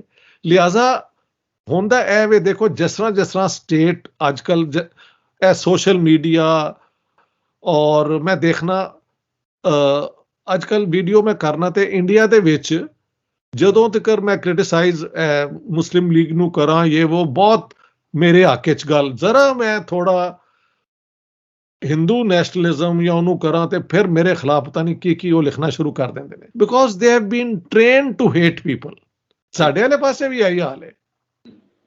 ਮੈਂ ਜੋ ਵੀ ਜ਼ਿੰਦਗੀ ਗੁਜ਼ਾਰੀ ਉਹ ਇਹ ਵੇ ਕਿ this is wrong, let every individual and every community be judged by its actions, not the presumed character। ਜੀ ਅੱਛਾ, ਮੈਨੂੰ ਇਹ ਦੱਸੋ ਕਿ ਤੁਸੀਂ ਸਟਾਕਹੋਮ ਦੇ ਵਿੱਚ ਤੁਸੀਂ ਕਿਹਾ ਤੁਹਾਡੀ ਟ੍ਰੇਨਿੰਗ ਜਿਹੜੀ ਆ ਉੱਥੇ ਦੀ ਆ, ਤੁਸੀਂ ਉੱਥੇ ਬੈਠ ਕੇ ਰਿਸਰਚ ਕੀਤੀ, ਕੀ ਇਹ ਦੋਨਾਂ ਮੁਲਕਾਂ ਤੋਂ ਬਾਹਰ ਹੋਣ ਦਾ ਤੇ ਨਿਰਪੱਖ ਹੋਣ ਦੇ ਵਿੱਚ ਕੋਈ ਫਾਇਦਾ ਹੋਇਆ? ਇੱਕ ਪ੍ਰਿਵਿਲੇਜ ਮਿਲਿਆ ਇਸ ਗੱਲ ਦਾ? ਦੇਖੋ ਉਹਦੇ ਵਿੱਚ ਦੋ ਤਿੰਨ ਹੋਰ ਚੀਜ਼ਾਂ ਵੀ ਨੇ ਕਿ ਤੁਹਾਡੀ ਅਪਬ੍ਰਿੰਗਿੰਗ ਕੀ ਹੋਈ। ਮੈਂ ਜਦੋਂ ਵੱਡਾ ਹੋ ਰਿਹਾ ਸਾਂ ਤੇ ਯੂਨੀਵਰਸਿਟੀ ਦੇ ਵਿੱਚ ਮੈਨੂੰ ਲੈਫਟ ਦੇ ਮੇਰੇ ਟੀਚਰ ਸਨ ਜਿਨ੍ਹਾਂ ਨੇ help me get out of this, ਉਹ ਜਿਹੜਾ ਇੱਕ ਹੈ ਨਾ ਰਿਲੀਜੀਅਸ ਨੈਰੋ ਮਾਈਂਡਡਨੈਸ, ਉਸ ਤੋਂ ਮੈਂ ਆਜ਼ਾਦ ਹੋਇਆ। ਫਿਰ ਮੈਂ ਮੰਟੋ ਪੜ੍ਹਿਆ, ਕ੍ਰਿਸ਼ਨ ਚੰਦਰ ਪੜ੍ਹਿਆ, ਰਾਜਿੰਦਰ ਸਿੰਘ ਬੇਦੀ ਪੜ੍ਹਿਆ, ਬਲਵੰਤ ਸਿੰਘ ਪੜ੍ਹਿਆ, ਰਾਮਾਨੰਦ ਸਾਗਰ ਦਾ ਬੜਾ ਵੱਡਾ ਨੋਵਲ ਜੇ ਬਾਅਦ ਵਿੱਚ ਉਹਨਾਂ ਨੇ ਜੋ ਹੋਰ ਕਿਸਮ ਦੀਆਂ ਬਣਾਈਆਂ, ਲੇਕਿਨ ਵੈਰੀ ਡੀਸੈਂਟ ਮੈਨ। ਮੈਂ ਉਹਨਾਂ ਦੇ ਘਰ ਵੀ ਗਿਆ, VR ਚੋਪੜਾ ਐਂਡ ਸਾਰਿਆਂ ਨੂੰ ਮੈਂ ਮਿਲਿਆ। ਸੋ ਮੇਰੇ ਪਿੱਛੇ ਇਹ ਆਲਰੇਡੀ ਲਿਟਰੇਚਰ ਵਿੱਚ ਇੱਕ ਸਟਰੈਂਥ ਹੈਗੀ ਸੀ ਔਰ ਇਨਸਾਨ ਮਰ ਗਿਆ। ਇਹ ਰਾਮਾਨੰਦ ਸਾਗਰ ਦਾ ਬੜਾ ਵੱਡਾ ਨੋਵਲ ਹੈ, ਉਹ ਕਦੀ ਪੜ੍ਹਨਾ ਤੁਸੀਂ। ਲਿਹਾਜ਼ਾ ਉਸ ਦੌਰ ਦੇ ਜਿਹੜੇ ਮੁਸਲਮਾਨ ਨੇ ਜਿਹੜੇ ਬਾਅਦ ਵਿੱਚ ਕਮਿਊਨਲ ਹੋ ਗਏ, ਅਸ਼ਫਾਕ ਅਹਿਮਦ ਔਰ ਕੁਦਰਤੁੱਲਾ ਸ਼ਹਾਬ, ਉਹਨਾਂ ਦੀਆਂ ਬੈਸਟ ਜਿਹੜੀਆਂ ਸਟੋਰੀਜ਼ ਨੇ ਉਹ ਪਾਰਟੀਸ਼ਨ ਦੇ ਮੁਤਲਕ ਨੇ ਔਰ ਉਹ ਉਹੀ ਸ਼ੋਅ ਕਰਦੀਆਂ ਨੇ ਇਨਸਾਨੀਅਤ ਦਾ ਗ੍ਰੇਟਨੈਸ। ਲਿਹਾਜ਼ਾ ਮੇਰੀ ਆਪਣੀ ਅੰਡਰਸਟੈਂਡਿੰਗ ਹੈ ਕਿ ਜਿੱਥੇ ਇਨਸਾਨ ਲਿਟਰੇਚਰ ਲਿਖਦੇ ਹੋਏ ਇੱਕ ਹਾਈਟ ਤੇ ਹੁੰਦਾ ਹੈ, ਆਪਣੀ ਸਪਿਰਿਚੁਅਲ ਹਾਈਟ ਕਹਿ ਲਓ ਤੁਸੀਂ, ਉਹ ਲਿਟਰੇਚਰ ਹੀ ਉਹਦੀ ਬੈਸਟ ਪ੍ਰੋਡਕਸ਼ਨ ਹੁੰਦੀ ਹੈ। ਜਿੱਥੇ ਤੁਸੀਂ ਕਮਿਊਨਲ ਹੋ ਜਾਣ, ਡੰਡੀ ਮਾਰਨਾ ਸ਼ੁਰੂ ਕਰ ਦਿਓ, you are producing mediocre things. ਜੀ, ਮੈਂ ਤੁਹਾਨੂੰ ਇੱਕ ਜਿਹੜਾ ਸਵਾਲ ਹੈ ਉਹ ਮੰਟੋ ਦੇ ਹਵਾਲੇ ਨਾਲ ਪੁੱਛਦਾ ਹਾਂ। ਜੀ। ਟੋਬਾ ਟੇਕ ਸਿੰਘ ਦੇ ਵਿੱਚ ਜਿਹੜਾ ਕਿਰਦਾਰ ਹੈਗਾ, ਅਹਿਮ ਹੈਗਾ ਬਿਸ਼ਨ ਸਿੰਘ, ਜੀ ਤੇ ਉਹਦਾ ਨੋ ਮੈਨ ਲੈਂਡ ਦੇ ਵਿੱਚ ਆ ਕੇ ਗਿਰਨਾ, ਜੀ ਤੇ ਉਹਦੇ ਬਾਰੇ ਬਹੁਤ ਸਾਰੀ ਗੱਲ ਹੋਈ ਸਾਊਥ ਏਸ਼ੀਆ ਦੇ ਵਿੱਚ। ਜਿਹੜਾ ਉਹਨਾਂ ਦਾ ਫਿਕਰਾ ਹੈ ਉਹ ਇੰਨਾ ਕੰਪਲੈਕਸ ਫਿਕਰਾ ਹੈ ਜਿਹਦਾ ਮਤਲਬ ਸਾਡੇ ਲੈਂਗੁਏਜ ਦੇ ਵਿੱਚ ਕੋਈ ਮਾਇਨਾ ਨਹੀਂ ਬਣਦਾ, ਪਰ ਉਹਦੇ ਮਾਇਨੇ ਸਮਝਣ ਲਈ ਲਗਾਤਾਰ ਤਰੱਦਦ ਹੁੰਦਾ ਰਿਹਾ। ਜੀ ਜਿਹੜੀ ਤੁਹਾਡੀ ਕਿਤਾਬ ਹੈ, ਜਦੋਂ ਅਸੀਂ ਉਸੇ ਜਿਹੜਾ ਲਿਟਰੇਚਰ ਵਾਲਾ ਕੰਮ ਹੈਗਾ ਉਹਨੂੰ ਸੋਸ਼ਲ ਸਾਇੰਸ ਦੇ ਵਿੱਚ ਲੈ ਕੇ ਆਵਾਂਗੇ, ਹਿਸਟਰੀ ਦੇ ਵਿੱਚ ਲੈ ਕੇ ਆਏਂਗੇ, ਉਹ ਤੇ ਕਿਤੇ ਨਾ ਕਿਤੇ ਉਹ ਬਿਸ਼ਨ ਸਿੰਘ ਦਾ ਅਤਾ ਪਤਾ, ਉਹਦੇ ਮਰਜ਼ ਦੀ ਜਿਹੜੀ ਦਵਾ ਦਾਰੂ ਲੱਭਣ ਦਾ ਕੋਈ ਤਰੱਦਦ ਲੱਗਦਾ ਤੁਹਾਨੂੰ? ਬਿਲਕੁਲ ਲੱਗਦਾ। ਮੈਂ ਸਮਝਦਾ ਕਿ ਜਦੋਂ ਉਹ ਮੈਂ ਪੜ੍ਹਿਆ ਹੋਇਆ ਸੀ ਲਿਟਰੇਚਰ, ਤੇ ਉਹਦੇ ਨਾਲ ਜਦੋਂ ਮੈਂ ਅਪਰੋਚ ਕੀਤਾ, ਤੇ ਮੈਂ ਫਿਰ ਬਾਰ-ਬਾਰ ਕਿਤਾਬ ਵਿੱਚ ਕਿਹਾ ਕਿ reality is stranger than fiction. ਤਦੀ ਤੇ ਮੇਰੀ ਕਿਤਾਬ ਵਿੱਚ ਤੁਹਾਨੂੰ ਦੇਖੋਗੇ ਇਹੋ ਜਿਹੇ ਐਗਜ਼ਾਮਪਲ ਮਿਲੇ ਨੇ ਜਿਹਦੇ ਵਿੱਚ ਆਊਟ ਆਫ ਦ ਵੇ ਜਾ ਕੇ ਲੋਕਾਂ ਨੇ ਇੱਕ ਦੂਸਰਿਆਂ ਦੀ ਮਦਦ ਕੀਤੀ ਹੈ ਜੀ, ਔਰ ਅਜੀਬ ਸੀਨ ਵੀ ਮੈਂ ਡਿਸਕ੍ਰਾਈਬ ਕੀਤੇ ਕਿ ਕਿਸ ਤਰ੍ਹਾਂ ਰਣਜੀਤ ਸਿੰਘ ਬਸੀਨ ਜਿਹੜੇ ਸਨ, ਆਪਣਾ ਧਮਾਲੀ ਇੱਕ ਪਿੰਡ ਹੈ ਰਾਵਲਪਿੰਡੀ ਦਾ, ਉਹ ਸਾਰਾ ਪਿੰਡ ਤਬਾਹ ਕਰਤਾ 3000 ਸਿੱਖਾਂ ਦਾ। ਇਹ ਕੋਈ 10-12 ਬਚ ਗਏ, ਇਹਨਾਂ ਨੂੰ ਫਿਰ ਉਦੋਂ ਮਾਰਚ ਦਾ ਮਹੀਨਾ ਸੀ, ਇਹਨਾਂ ਨੂੰ ਰਾਵਲਪਿੰਡੀ ਲੈ ਗਏ। ਫਿਰ 40 ਦਿਨਾਂ ਬਾਅਦ ਜਦੋਂ ਭੋਗ ਹੋਇਆ ਤੇ ਇਹਨਾਂ ਨੂੰ ਪਿੰਡ 'ਚ ਲਿਆਏ, ਔਰ ਉਹਨਾਂ ਨੇ ਕਿਹਾ ਉਹ ਸਿਰਫ ਹੱਡੀਆਂ ਪਈਆਂ ਸਨ ਕਿ ਇੱਥੇ ਕਰੋ, ਪਿੰਡ 'ਚ ਨਹੀਂ ਤੁਸੀਂ ਜਾਣਾ। ਜਦੋਂ ਇਹਨਾਂ ਨੇ ਕਰ ਲਈ ਆਪਣੀ ਉਹ ਸਿੱਖਾਂ ਦੀ ਸੈਰੇਮਨੀ, ਤੇ ਜਦੋਂ ਟਰੱਕ ਦੇ ਵਿੱਚ ਬਿਠਾਇਆ ਤੇ ਜਿਹੜੇ ਇਹਨਾਂ ਦੇ ਪਸ਼ੂ ਸਨ, ਯਾਨੀ ਮੱਝਾਂ ਗਾਵਾਂ ਜਿਹੜੀ ਇਹਨਾਂ ਦੀਆਂ ਆਪਣੀਆਂ ਸਨ, ਉਹ ਟਰੱਕਾਂ ਦੇ ਨਾਲ ਪਿੱਛੇ ਭਜਦੇ ਰਹੀਆਂ। ਯਾਨੀ their loyalty to their masters remained unaffected by the massacre which had taken place. ਔਰ ਸਰਦਾਰ ਰਣਜੀਤ ਸਿੰਘ ਬਸੀਨ ਹਾਲੇ ਵੀ ਮੇਰੀ ਅੱਖਾਂ ਦੇ ਸਾਹਮਣੇ ਨੇ। he died recently, ਮੈਨੂੰ ਪਤਾ ਲੱਗਾ, ਕਪੂਰਥਲਾ ਦੇ ਵਿੱਚ ਸਨ। ਉਹ ਜਦੋਂ ਤੱਕ ਆਪਣੀ ਵਾਲਦਾ ਦਾ, ਆਪਣੀ ਭਾਬੀ ਦਾ, ਆਪਣੇ ਵਾਲਦ ਦੀ ਡੈਥ ਦੱਸਦੇ ਰਹੇ। ਇਹ ਵੀ ਦੱਸਿਆ ਕਿ ਸਿੱਖਾਂ ਨੇ ਆਪਣੀ ਔਰਤਾਂ ਦੇ ਗਲੇ ਕੱਟੇ ਤੇ ਇਹ ਹੋਇਆ।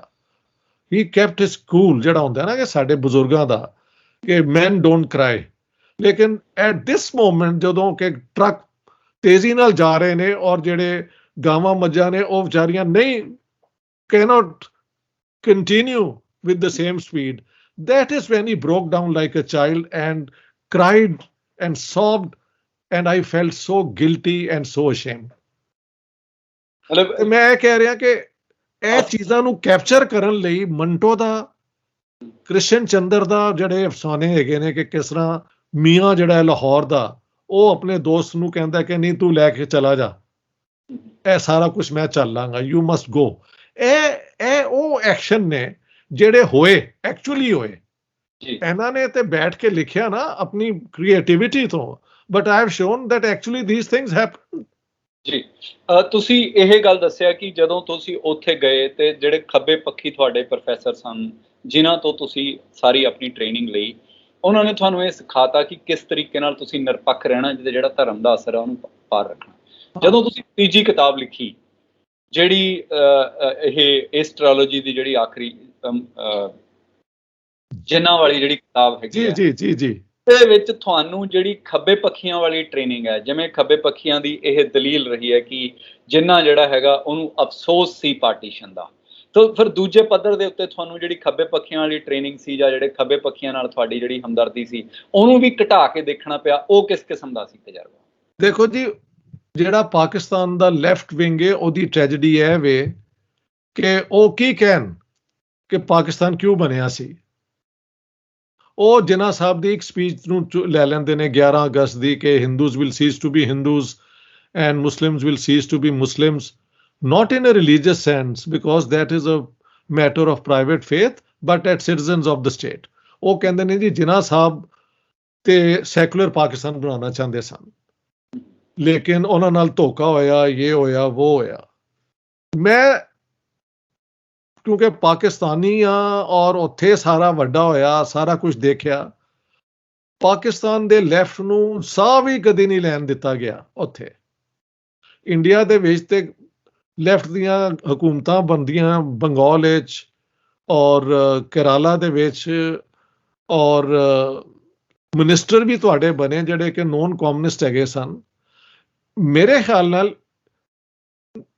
ਮੁਸਲਿਮ League was a reactionary movement, communal movement. Jinnah Sahab personal life is je koi secular on doesn't matter. You can be secular in your what you eat and what you dress up. So what? But if you are communal by choice, then you are communal. ਲਿਹਾਜ਼ਾ ਮੇਰੀ argument ਹੈ ਕਿ ਪਾਕਿਸਤਾਨ ਦਾ left ਆਪਣੇ ਆਪ ਨੂੰ ਧੋਖਾ ਦਿੰਦਾ ਰਿਹਾ ਹੈ। ਜਿਹੜੀ ਪਾਕਿਸਤਾਨ ਜਿਨ੍ਹਾਂ ਨੇ ਬਣਾਇਆ ਔਰ ਚਲਾਇਆ, ਉਹਨਾਂ ਨੇ ਤੇ ਜਿਨਾਹ ਸਾਹਿਬ ਦਾ ਉਹੀ ਮੈਸੇਜ ਲਿਆ ਨਾ ਕਿ ਹਿੰਦੂ ਔਰ ਮੁਸਲਮਾਨ ਇਕੱਠੇ ਨਹੀਂ ਰਹਿ ਸਕਦੇ, ਲਿਹਾਜ਼ਾ ਸਾਨੂੰ ਇੰਡੀਆ ਨੂੰ ਤੋੜ ਕੇ ਆਪਣਾ ਮੁਲਕ ਬਣਾਉਣਾ ਪਏਗਾ। ਔਰ ਉਹੀ ਫੈਕਟ ਹੈਗਾ। ਮੈਂ ਕਿਹਾ ਚਲੋ ਜਿਨਾਹ ਸਾਹਿਬ ਜੇ ਚਾਹੁੰਦੇ ਸਨ ਤੇ ਉਹਨਾਂ ਦੇ ਨਾਲ ਇੱਕ ਬੰਦਾ ਤੇ ਹੁੰਦਾ ਜਿਹੜਾ ਉਹਨਾਂ ਦੀ ਗੱਲ ਦੁਬਾਰਾ ਕਰਦਾ। ਕਦੀ ਕਿਸੇ ਨੇ ਨਹੀਂ ਕੀਤੀ। ਜਿਹੜੇ ਲਾਜ਼ ਬਣੀਆਂ ਨੇ, each law is more Islamic than the last one. ਤੇ ਵਨ ਮੈਨ ਸ਼ੋਅ ਨਾਲ ਤੇ ਕੁਝ ਵੀ ਨਹੀਂ ਨਾ ਹੁੰਦਾ। ਜਿਨ ਨਾਰਿਆਂ ਤੇ ਉਹਨਾਂ ਨੇ ਤੁਹਾਨੂੰ ਨਾਲ ਲਿਆ, ਉਹ ਤੇ ਇਹ ਸੀ ਕਿ ਹਿੰਦੂ ਔਰ ਮੁਸਲਮਾਨ ਦੋ ਕੌਮਾਂ ਨੇ, ਦੋ ਵਰਲਡ ਵਿਊਜ਼ ਨੇ। ਜਿਨ ਉਹਨਾਂ ਦੇ ਹੀਰੋ ਸਾਡੇ ਦੁਸ਼ਮਣ ਨੇ, ਸਾਡੇ ਦੁਸ਼ਮਣ ਸਾਡੇ ਮਤਲਬ he dichotomized the two communities. Why? To justify the partition of India. ਤੇ ਜਦ ਫਿਰ ਉਹ ਮੁਲਕ ਮੁਸਲਮਾਨਾਂ ਲਈ ਬਣਿਆ ਤੇ ਉਹਨੂੰ ਓਨ ਕਰੋ ਕਿ ਇਟਸ ਲਾਈਕ ਇਜ਼ਰਾਈਲ। ਇਜ਼ਰਾਈਲ ਵੀ ਤੇ ਯਹੂਦੀਆਂ ਲਈ ਬਣਿਆ ਨਾ, ਉਹਨਾਂ ਨੇ ਉੱਥੋਂ ਭਜਾਏ ਉੱਥੋਂ ਦੇ ਅਰਬ ਜਿਹੜੇ ਸਨ। ਸੋ ਆਈ ਸੀ ਦੈਟ ਪੈਰਲਲ। ਠੀਕ ਹੈ, ਇਜ਼ਰਾਈਲ ਦੇ ਵਿੱਚ ਇੱਕ ਕਮਿਊਨਿਸਟ ਪਾਰਟੀ ਹੈ ਜਿਹੜੀ ਹਮੇਸ਼ਾ ਅਰਬਾਂ ਦੇ ਰਾਈਟਸ ਦੀ ਗੱਲ ਕਰਦੀ ਹੈ। ਉਹ ਜੇ ਪਾਕਿਸਤਾਨ ਦਾ ਲੈਫਟ ਕਵੇ ਨਾ ਕਿ ਅਸੀਂ ਇਹਨਾਂ, ਮਗਰ ਇਹ ਤੁਸੀਂ ਨਹੀਂ ਕਹਿ ਸਕਦੇ ਕਿ ਜਿਨਾਹ ਸਾਹਿਬ ਸੈਕੂਲਰ ਸਨ। I think that is a self deception. Nobody takes it seriously. Jinnah sahib ਦੀ ਜਿਸ ਦਿਨ ਸਪੀਚ ਹੋਈ ਅਖਬਾਰਾਂ 'ਚ ਆਈ, ਅਗਲੇ ਦਿਨ ਖੁਦ ਹੀ ਗਾਇਬ ਹੋ ਗਈ। ਔਰ ਜਿਨਾਹ ਸਾਹਿਬ ਕਮ ਅਜ਼ ਕਮ May 1948 ਤੱਕ ਤੇ totally in power of the hole government. ਤੇ ਉਹਨਾਂ ਦੀ ਸਪੀਚ ਗਾਇਬ ਫਿਰ ਉਹਨਾਂ ਦੀ ਮਰਜ਼ੀ ਦੇ ਬਗੈਰ ਤੇ ਨਹੀਂ ਨਾ ਹੋ ਸਕਦੀ। ਉਹ ਉਹਨਾਂ ਨੇ ਸਪੀਚ ਇੱਕ ਦਫਾ ਦੇ ਦਿੱਤੀ ਕਿਉਂਕਿ ਉਦੋਂ ਈਸਟ ਪੰਜਾਬ ਵਿੱਚ ਮੁਸਲਮਾਨਾਂ ਤੇ ਹਮਲੇ ਹੋ ਰਹੇ ਸਨ। ਜੇ ਇਹ ਹੀ ਹਮਲੇ ਸਾਰੇ ਇੰਡੀਆ 'ਚ ਹੋ ਜਾਂਦੇ ਤੇ 35 ਮਿਲੀਅਨ ਮੁਸਲਮਾਨ ਆ ਜਾਂਦੇ ਤੇ ਪਾਕਿਸਤਾਨ ਤੇ ਕਲੈਪਸ ਕਰ ਜਾਂਦਾ। So I think he made a speech with a very political and very intelligent project ਕਿ ਇੰਡੀਆ ਨੂੰ ਕਹੀਏ ਕਿ ਤੁਸੀਂ ਮੁਸਲਮਾਨਾਂ ਨੂੰ ਉੱਥੇ ਰਹਿਣ ਦਿਓ, ਅਸੀਂ ਹਿੰਦੂ ਸਿੱਖ ਰਹਿਣ ਦਿੰਦੇ ਹਾਂ। What is the tragedy? ਕਿ having said that, whether Jinnah wanted or not, I don't know, Hindu ਮੁਸਲਮਾਨ ਟੂ ਦ ਲਾਸਟ ਮੈਨ ਭਜਾਤੇ ਗਏ ਨਾ ਉੱਥੋਂ ਵੈਸਟ ਪੰਜਾਬ ਤੋਂ, ਵਰਨਾ 21% ਹੋਣੇ ਚਾਹੀਦੇ ਸਨ। ਕਮ ਅਜ਼ ਕਮ 8% ਪਾਪੂਲੇਸ਼ਨ ਇਹਨਾਂ ਚੋਂ 7% ਸਿੱਖਾਂ ਦੀ ਹੋਣੀ ਚਾਹੀਦੀ ਸੀ, ਬਾਕੀ ਹਿੰਦੂਆਂ ਦੀ ਹੋਣੀ ਚਾਹੀਦੀ ਸੀ। West Pakistan the, Punjab, Sindh, frontier and Balochistan ਦੀ, ਉਹ ਤੇ 1.6 ਹੋ ਗਈ ਆਲਰੇਡੀ ਇਨ 1947 ਵਿੱਚ। ਤੇ ਜਿਨਾਹ ਸਾਹਿਬ ਦੇ ਇਹ ਅਲਬੱਤਾ ਦਰੁਸਤ ਹੈ ਕਿ ਪਾਕਿਸਤਾਨ ਬਣਨ ਦੇ ਬਾਅਦ ਜਦੋਂ ਵੀ ਉਹਨਾਂ ਨੇ ਮਾਈਨੋਰਿਟੀਜ਼ ਦੀ ਗੱਲ ਕੀਤੀ ਤੇ ਉਹਨਾਂ ਨੇ ਕਿਹਾ ਕਿ ਇਹਨਾਂ ਨੂੰ ਪ੍ਰੋਟੈਕਟ ਕਰਨਾ ਤੁਹਾਡੀ ਡਿਊਟੀ ਹੈ। But was he able to achieve that? No, nobody listened to him or he said things without taking action to enforce it. ਮੈਂ ਇਸ ਤੇ ਕੋਈ ਪੋਜੀਸ਼ਨ ਨਹੀਂ ਲੈ ਰਿਹਾ। ਮੈਂ ਕਿਹਾ ਕਿ 7 ਸਾਲ ਜੇ ਤੁਸੀਂ ਇਹ ਨਫ਼ਰਤ ਕਹੋ ਕਿ ਇਹ ਸਾਡੇ ਦੁਸ਼ਮਣ ਨੇ ਤੇ ਇੱਕ ਸਪੀਚ ਦੇ ਨਾਲ ਮਾਈਂਡ ਨਹੀਂ ਚੇਂਜ ਹੁੰਦੇ। ਇਹ ਬਕਵਾਸ ਹੈਗੀ ਹੈ। ਲਿਹਾਜ਼ਾ ਪਾਕਿਸਤਾਨ ਦੇ ਲੈਫਟ ਦੇ ਉੱਤੇ ਮੇਰੀ ਕ੍ਰਿਟਿਸਿਜ਼ਮ ਇਹ ਵੇ ਕਿ Pakistan is comparable to Israel. You say this was created for Muslims, but then you say ਕਿ ਇਸਲਾਮ ਦਾ ਬੈਸਟ ਸਿਸਟਮ ਹੈ ਮਾਈਨੋਰਿਟੀਜ਼ ਲਈ। Now tell me, ਇਹ ਕਿਆ ਬੈਸਟ ਸਿਸਟਮ ਹੈ ਕਿ ਤੁਸੀਂ ਕੁੜੀਆਂ ਹਿੰਦੂਆਂ ਦੀ ਚੁੱਕ ਕੇ ਲੈ ਜਾਂਦੇ ਹੋ, ਤੁਸੀਂ ਕ੍ਰਿਸਚੀਅਨਸ ਦੇ ਚਰਚਾਂ ਦੇ ਵਿੱਚ ਅੱਗ ਲਾ ਦਿੰਦੇ ਹੋ। ਜੀ, ਦੋਨੇ ਮੁਲਕਾਂ ਦੇ ਵਿੱਚ, ਰਾਦਰ ਤਿੰਨੇ ਮੁਲਕਾਂ ਦੇ ਵਿੱਚ ਇਹ ਗੱਲ ਹੁੰਦੀ ਰਹੀ ਪਾਰਟੀਸ਼ਨ ਦੇ ਹਵਾਲੇ ਨਾਲ ਕਿ ਇੱਕ ਸਿਆਸੀ ਧਿਰ ਜਿਹੜੀ ਵੱਖਰੇ ਵੱਖਰੇ ਰੂਪ ਦੇ ਵਿੱਚ ਆਉਂਦੀ ਰਹੇਗੀ, ਜਿਹੜੀ ਇਹ ਕਹੇਗੀ ਕਿ ਜਿਹੜਾ ਪਾਰਟੀਸ਼ਨ ਸੀਗਾ ਉਹ ਇਨਐਵਿਟੇਬਲ ਸੀਗਾ ਤੇ ਉਹ ਚੰਗਾ ਹੋ ਗਿਆ। ਇੱਕ ਧਿਰ ਇਸ ਕਿਸਮ ਦੀ ਰਹੇਗੀ ਜਿਹੜੀ ਇਹ ਕਹੇਗੀ ਕਿ ਜਿਹੜਾ ਪਾਰਟੀਸ਼ਨ ਸੀਗਾ ਉਹ ਮਾੜਾ ਸੀਗਾ ਤੇ ਉਹ ਦੁਬਾਰਾ ਨਹੀਂ ਹੋਣਾ ਚਾਹੀਦਾ। ਇੱਕ ਧਿਰ ਜਿਹੜੀ ਹੋਏਗੀ ਉਹ ਇਹ ਕਹੇਗੀ ਕਿ ਪਾਰਟੀਸ਼ਨ ਮਾੜਾ ਸੀਗਾ ਤੇ ਜਿਹੜੀ ਇਹ ਰਿਲੀਜੀਅਸ ਗਰਾਊਂਡ ਦੇ ਉੱਤੇ ਕੋਈ ਵੀ ਸਟੇਟ ਮਨੁੱਖਤਾ ਲਈ ਚੰਗੀ ਨਹੀਂ ਰਹੀ, ਇਦਾਂ ਦਾ ਕਿਸੇ ਨਾਲ ਵੀ ਨਹੀਂ ਹੋਣਾ ਚਾਹੀਦਾ। ਉਹ ਇਸ ਮਾਮਲੇ ਦੇ ਵਿੱਚ ਆਪਣਾ ਹਾਂ ਦਾ ਨਾਰਾ, ਜਿਹੜੀ ਆਪਣੀ ਹਮਦਰਦੀ ਹੈ, ਉਹ ਜਿਹੜੇ ਇਸ ਕਿਸਮ ਦੇ ਹਾਲਾਤ ਦੇ ਪੀੜਤ ਹੋਣਗੇ ਉਹਨਾਂ ਦੇ ਨਾਲ ਵੀ ਰੱਖਣਗੇ। ਤੁਸੀਂ ਜਰਾ ਇਹਦੀ ਮੈਪਿੰਗ ਦੋਨਾਂ ਮੁਲਕਾਂ 'ਚ ਕਰਨੀ ਚਾਹੋਗੇ ਕਿ ਕਿਸ ਕਿਸਮ ਦੀ ਇਹ ਰਹੀ ਹੈ? ਦੇਖੋ ਜੀ, ਹਿੰਦੁਸਤਾਨ ਦੇ ਵਿੱਚ ਜਿਹੜੀ ਜਵਾਹਰ ਲਾਲ ਨਹਿਰੂ ਦੇ ਦੌਰ ਤੱਕ ਕਮ ਸੇ ਕਮ ਜਿਹੜੀ ਪਾਲਿਸੀ ਸਨ ਉਹ ਤੇ ਆਈ ਸੀ ਕਿ ਪਾਰਟੀਸ਼ਨ ਨਾ ਹੁੰਦੀ ਤੇ ਬਿਹਤਰ ਸੀ, ਲੇਕਿਨ ਜੇ ਹੋ ਗਈ ਤੇ ਜਿਹੜੇ ਮੁਸਲਮਾਨਾਂ ਨੇ ਵੀ ਸਾਡੀ ਸਪੋਰਟ ਕੀਤੀ, ਉਹ ਵੀ ਇਕੁਅਲ ਸਿਟੀਜ਼ਨਸ ਨੇ, ਇਹ ਹੈ ਉਹ ਹੈ। ਲੇਕਿਨ ਨਾਲ ਨਾਲ ਤੁਸੀਂ ਦੇਖੋ, ਇੱਕ ਹਿੰਦੂ ਐਂਟੀ ਮੁਸਲਿਮ ਸੋਚ ਜਿਹੜੀ ਹੈ ਉਹ 20s ਦੇ ਹੁੰਦੀ ਹੋਈ 1937 ਇਸ ਸਵਰਕਰ, ਉਸ ਤੋਂ ਪਹਿਲੇ ਵੀ ਉਹਨਾਂ ਨੇ ਕਿਹਾ, ਹਿੰਦੂਤਵਾ ਆਈਡੀਆ ਲਿਆ ਕਿ ਇਹਦੇ ਵਿੱਚ ਹਿੰਦੂ ਔਰ ਮੁਸਲਮਾਨ ਦੋ ਕੌਮਾਂ ਨੇ, ਔਰ ਗਵਲਕਰ ਦਾ ਤੇ ਉਹ ਹੈ ਕਿ ਇਹ ਮੁਸਲਮਾਨ ਜਿਹੜੇ ਨੇ ਸੈਕੰਡ ਰੇਟ ਸਿਟੀਜ਼ਨਸ ਹੋਣਗੇ। ਔਰ ਉਹਨੇ ਮਿਸਾਲ ਕੀ ਦਿੱਤੀ ਕਿ ਦੇਖੋ ਜਰਮਨੀ ਦੇ ਵਿੱਚ ਜੋ ਯਹੂਦੀਆਂ ਨਾਲ ਹੋ ਰਿਹਾ, ਸਾਨੂੰ ਵੀ ਇਹੀ ਕਰਨਾ ਚਾਹੀਦਾ ਹੈ ਨੌਨ ਹਿੰਦੂਸ ਦੇ ਨਾਲ। ਹੁਣ ਮਜ਼ੇ ਦੀ ਗੱਲ ਹੈ ਕਿ ਬੀਜੇਪੀ ਦੀ ਤੇ ਇਜ਼ਰਾਈਲ ਦੀ ਹਕੂਮਤਾਂ ਦਾ ਬੜਾ ਪਿਆਰ ਹੋ ਗਿਆ, ਲੇਕਿਨ ਇਹਨਾਂ ਦੇ ਓਰੀਜਨਲ ਜਿਹੜੇ ਗੁਰੂ ਨੇ ਆਰਐਸਐਸ ਦੇ, ਉਹ ਤੇ ਰੇਬਿਡਲੀ ਐਂਟੀ ਸੈਮਿਟਿਕ ਸਨ। ਮਗਰ ਸਿਆਸਤ ਵਿੱਚ ਸ਼ਾਰਟ ਮੈਮਰੀ, ਸਿਲੈਕਟਿਵ ਮੈਮਰੀ ਔਰ ਸਟੇਟਸ ਆਪਣਾ ਕਰੈਕਟਰ ਨਹੀਂ ਬਦਲ ਲੈਂਦੀਆਂ। ਤੁਸੀਂ ਦੇਖੋ ਨਰਿੰਦਰ ਮੋਦੀ ਨੂੰ ਵੀਜ਼ਾ ਰਿਫਿਊਜ਼ ਹੋ ਗਿਆ ਸੀ, then he became prime minister of India and everybody was laying the red carpet for him, ਕਿਉਂਕਿ ਬਹੁਤ ਵੱਡੀ ਬਿਜ਼ਨਸ ਓਪਰਚੁਨਿਟੀ ਹੈ ਇੱਥੇ ਇੰਡੀਆ ਦੇ ਵਿੱਚ। ਸਿਆਸਤ ਵਿੱਚ ਸਟੇਟਸ ਦਾ ਬਿਹੇਵੀਅਰ, ਗਵਰਨਮੈਂਟਸ ਦਾ ਬਿਹੇਵੀਅਰ, ਉਹ ਐਸੀ ਕਿਸਮ ਦਾ ਮਿਕਸਡ ਹੁੰਦਾ ਹੈ।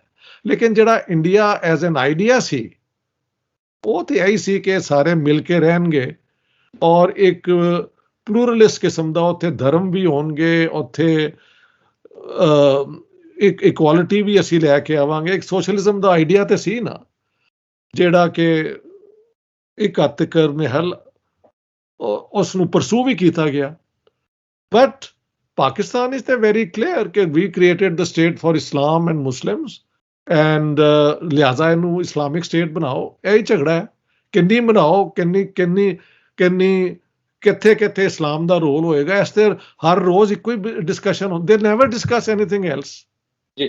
every day you can get up and find ਕਿ ਇਹੀ ਆਰਗੂਮੈਂਟ ਹੋ ਰਹੀ ਹੁੰਦੀ ਹੈ ਕਿ ਅਸੀਂ ਇਸਲਾਮ ਲਈ ਬੁਲਾਇਆ ਸੀ, ਇਸਲਾਮ ਬੈਸਟ ਹੈਗਾ। I say okay, if it is best, give us the proof and I will accept it ਜੀ। ਉਹਦੇ ਵਿੱਚ ਮੁੜ ਕੇ ਫੇਰ ਜਿਹੜੀ ਆਪਾਂ ਲਿਟਰੇਚਰ ਦੀ ਮਦਦ ਲੈ ਲੈਂਦੇ ਹਾਂ ਕਿ ਤੁਮ ਤਾਂ ਬਿਲਕੁਲ ਮੇਰੇ ਜੈਸੇ ਨਿਕਲੇ।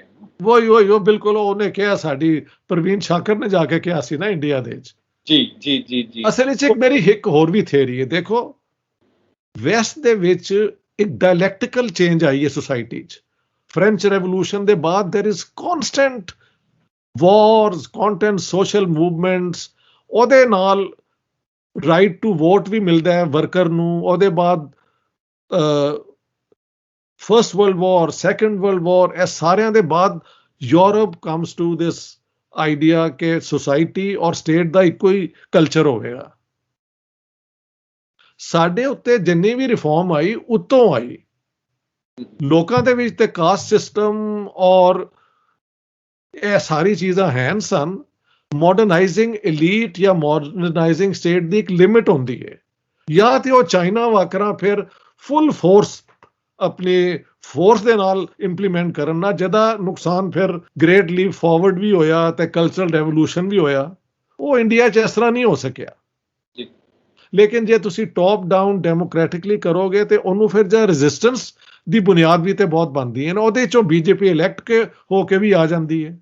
ਜੀ ਜੀ। ਸਾਡੀ ਸੁਸਾਇਟੀ ਦਾ ਪ੍ਰੋਬਲਮ ਹੈ ਵੇ ਕਿ ਇੱਥੇ ਚੇਂਜ ਦੀ ਜਿਹੜੀ ਡਿਮਾਂਡ ਹੈ ਉਹ ਹੇਠੋਂ ਨਹੀਂ ਆਈ, ਉਹ ਮਾਡਰਨਾਈਜ਼ਿੰਗ ਐਲੀਟਸ ਲਿਆਏ ਨੇ ਜੀ। ਤੁਸੀਂ ਬੀਜੇਪੀ ਦੀ ਗੱਲ ਕੀਤੀ ਹੈ ਜੀ। 2 ਸਾਲ ਪਹਿਲਾਂ ਹਿੰਦੁਸਤਾਨ ਦੇ ਵਿੱਚ 3 ਕਾਨੂੰਨ ਜਿਹੜੇ ਸਿਟੀਜ਼ਨਸ਼ਿਪ ਲਾਅ ਦੇ ਹਵਾਲੇ ਨਾਲ ਆਏ ਤੇ ਹਿੰਦੁਸਤਾਨ ਦੇ ਵਿੱਚ ਉਸ ਨੂੰ ਤੇ ਪ੍ਰੋਟੈਸਟ ਹੋਇਆ। ਤੇ ਜਿਹੜਾ ਹਿੰਦੁਸਤਾਨ ਦੇ ਅੰਦਰ ਪੰਜਾਬ ਹੈ, ਉਹਦੇ ਅੰਦਰ ਜਿਹੜਾ ਉਹ ਪ੍ਰੋਟੈਸਟ ਉਹਨਾਂ 3 ਕਾਨੂੰਨਾਂ ਦੇ ਖਿਲਾਫ ਹੋ ਰਿਹਾ ਸੀ। ਉਹਦੇ ਵਿੱਚ ਇੱਕ ਨਾਰਾ ਲੱਗਦਾ ਸੀ ਭਾਈ ਭਾਈ ਨੂੰ ਲੜਨ ਨਹੀਂ ਦੇਣਾ, ਸਨ 47 ਬਣਨ ਨਹੀਂ ਦੇਣਾ। ਵਾਹ ਜੀ ਵਾਹ। ਤੇ ਜਿਹੜੀ ਇਸ ਕਿਸਮ ਦੀ ਜਿਹੜੀ ਇਹ ਮੈਮਰੀ ਹੈ ਉਹ ਇਸ ਖਿੱਤੇ ਦੇ ਵਿੱਚ ਲਗਾਤਾਰ ਕਾਇਮ ਰਹੀ ਹੈ। ਤੇ ਹੁਣ ਜਿਹੜੀ ਇਹ ਮੈਮਰੀ ਹੈ, ਤੇ ਜਦੋਂ ਇੱਕ ਪਾਸੇ ਇੱਕ ਹਕੂਮਤ, ਪ੍ਰਾਈਮ ਮਿਨਿਸਟਰ ਇਮਰਾਨ ਖਾਨ ਇਹ ਕਹਿੰਦੇ ਨੇ ਕਿ ਮਦੀਨੇ ਦੀ ਰਿਆਸਤ ਬਣਾ ਦੇਵਾਂਗੇ, ਆਈ ਨੋ, ਤੇ ਇੱਥੇ ਨਰਿੰਦਰ ਮੋਦੀ ਤੇ ਨਰਿੰਦਰ ਮੋਦੀ ਦੀ ਪਾਰਟੀ ਦੇ ਜਿਹੜੇ ਬੰਦੇ ਨੇ ਉਹ ਕਿਸੇ ਨਾ ਕਿਸੇ ਰੂਪ ਦੇ ਵਿੱਚ ਹਿੰਦੂ ਰਾਮ ਰਾਜਿਆ ਦੀ ਗੱਲਬਾਤ ਕਰਦੇ ਰਹਿੰਦੇ ਨੇ। ਤੇ ਤੁਹਾਨੂੰ ਕੀ ਲੱਗਦਾ ਕਿ ਇਸ ਦੇ ਵਿੱਚ ਜਿਹੜੀ ਪਾਰਟੀਸ਼ਨ ਨਵੇਂ ਸਿਰੇ ਤੋਂ ਜਿਹੜਾ ਯਾਦ ਆਉਣਾ, ਉਹਦੇ ਕੀ ਮਾਇਨੇ ਬਣਦੇ ਨੇ?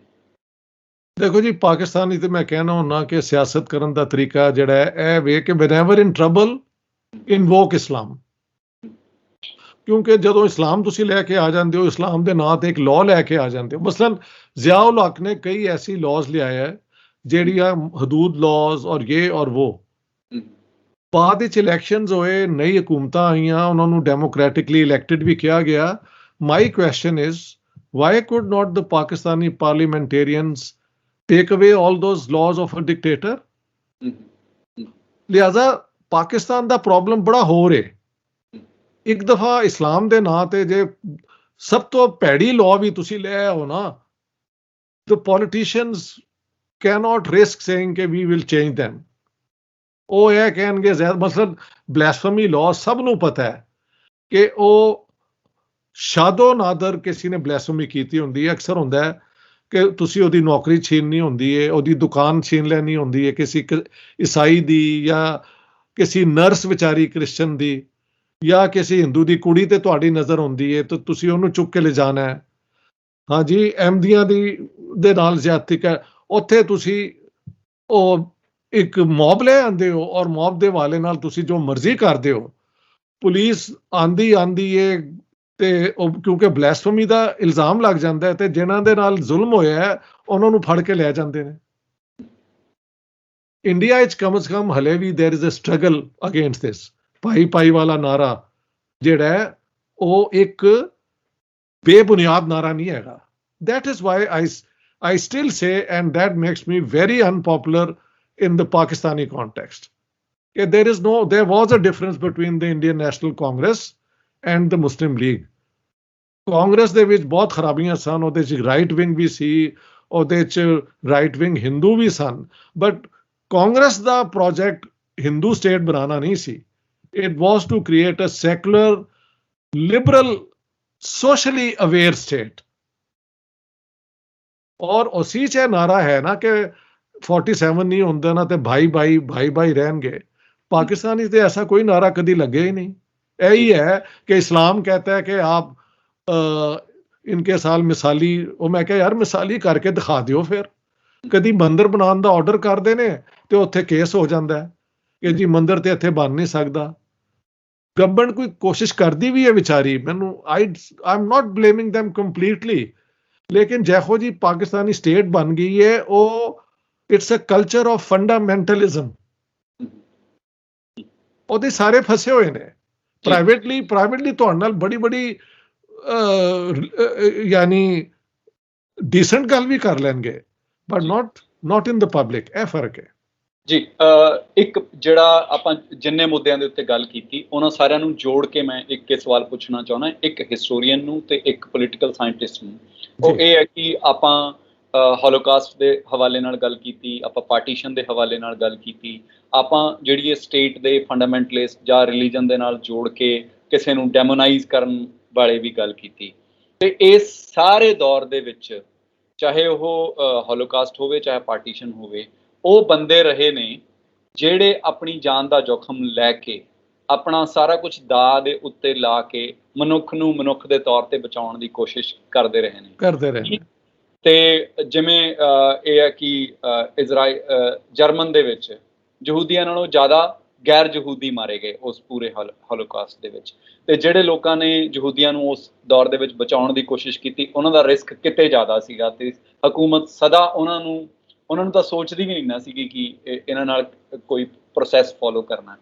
ਕੀ ਸਾਡੇ ਕੋਲ ਇਹ ਹਿਸਟਰੀ ਲਿਖਣ ਦਾ ਹਲੇ ਕਰਜ਼ਾ ਬਾਕੀ ਹੈ ਕਿ ਉਹਨਾਂ ਦੇ ਹਵਾਲੇ ਨਾਲ ਵੀ ਇੱਕ ਹਿਸਟਰੀ ਲਿਖੀ ਜਾਵੇ? ਦੇਖੋ ਜੀ, ਮੈਂ ਹਿਸਟਰੀ ਦੀ ਕਿਤਾਬ ਤੇ ਖੋਲ ਛੱਡੀ ਹੋਈ ਹੈ ਜੀ।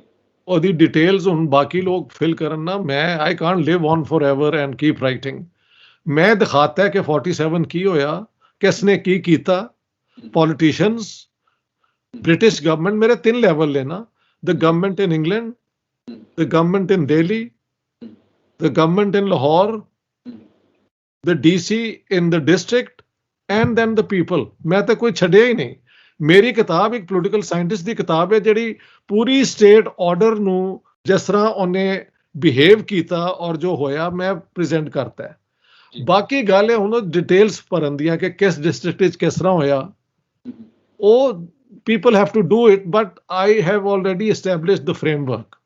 ਜੀ, ਤੁਸੀਂ ਇੱਕ ਚੌਕਟਾ ਤਿਆਰ ਕਰ ਦਿੱਤਾ, ਜਿਹੜੇ ਚੌਕਟੇ ਦੇ ਵਿੱਚ ਬੰਦੇ ਆਪਣੇ ਪਰਿਵਾਰਾਂ ਨੂੰ, ਆਪਣੇ ਪਿੰਡਾਂ ਨੂੰ, ਆਪਣੇ ਆਪ ਨੂੰ ਰੱਖ ਕੇ ਦੇਖ ਸਕਦੇ ਨੇ ਕਿ ਦੇਖ ਸਕਦੇ ਨੇ। ਬਿਲਕੁਲ ਸਹੀ ਹੈ, ਬਿਲਕੁਲ ਸਹੀ ਹੈ ਜੀ। ਔਰ ਇੱਕ ਕਿਤਾਬ ਦੇ ਵਿੱਚ ਇਹੀ ਹੋ ਸਕਦਾ ਹੈ ਜੀ ਕਿ ਤੁਸੀਂ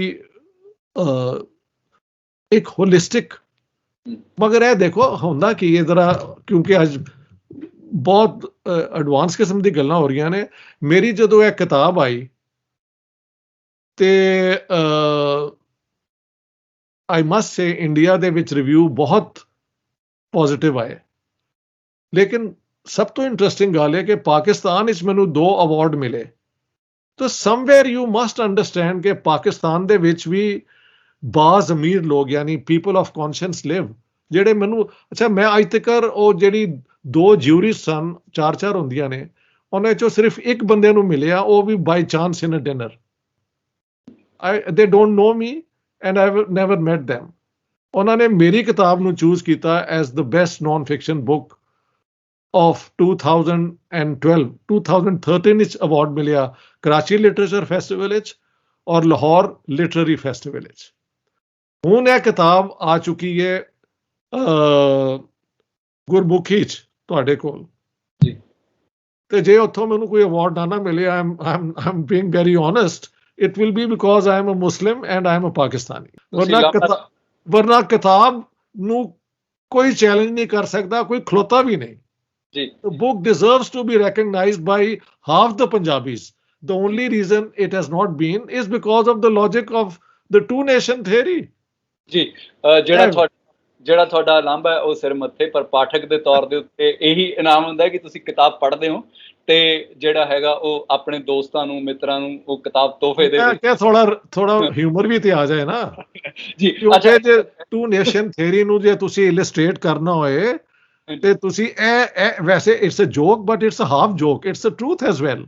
ਜੀ, ਮੈਂ ਉਸੇ ਪਾਸੇ ਨੂੰ ਸਵਾਲ ਪੁੱਛਣਾ ਚਾਹੁੰਦਾ ਸੀਗਾ ਕਿ ਜਦੋਂ ਤੁਸੀਂ ਇਹ ਕਹਿ ਰਹੇ ਹੋ ਕਿ ਪਾਕਿਸਤਾਨ ਦੇ ਵਿੱਚ ਤੁਹਾਨੂੰ ਇਸ ਕਿਤਾਬ ਦੇ ਉੱਤੇ 2 ਜਿਹੜੇ ਹੈਗੇ ਆ ਉਹ ਇਨਾਮ ਮਿਲੇ ਨੇ, ਤੇ ਕੀ ਇਹਨੂੰ ਇਹ ਮੰਨਿਆ ਜਾਵੇ ਕਿ ਵੀ ਪਾਕਿਸਤਾਨ ਦੇ ਵਿੱਚ ਇਸ ਗੱਲ ਨੂੰ ਲੋਕਾਂ ਨੇ ਕਬੂਲ ਕਰਨਾ ਸ਼ੁਰੂ ਕੀਤਾ ਕਿ ਉਹ ਕਤਲੇਆਮ ਦਾ ਹਿੱਸਾ ਰਹੇ ਨੇ, ਉਹਨਾਂ ਨੇ ਵਹਿਸ਼ਤ ਜਿਹੜੀ ਹੈਗੀ 1947 ਦੇ ਵਿੱਚ ਆਪਣਾ ਹਿੱਸਾ ਪਾਇਆ?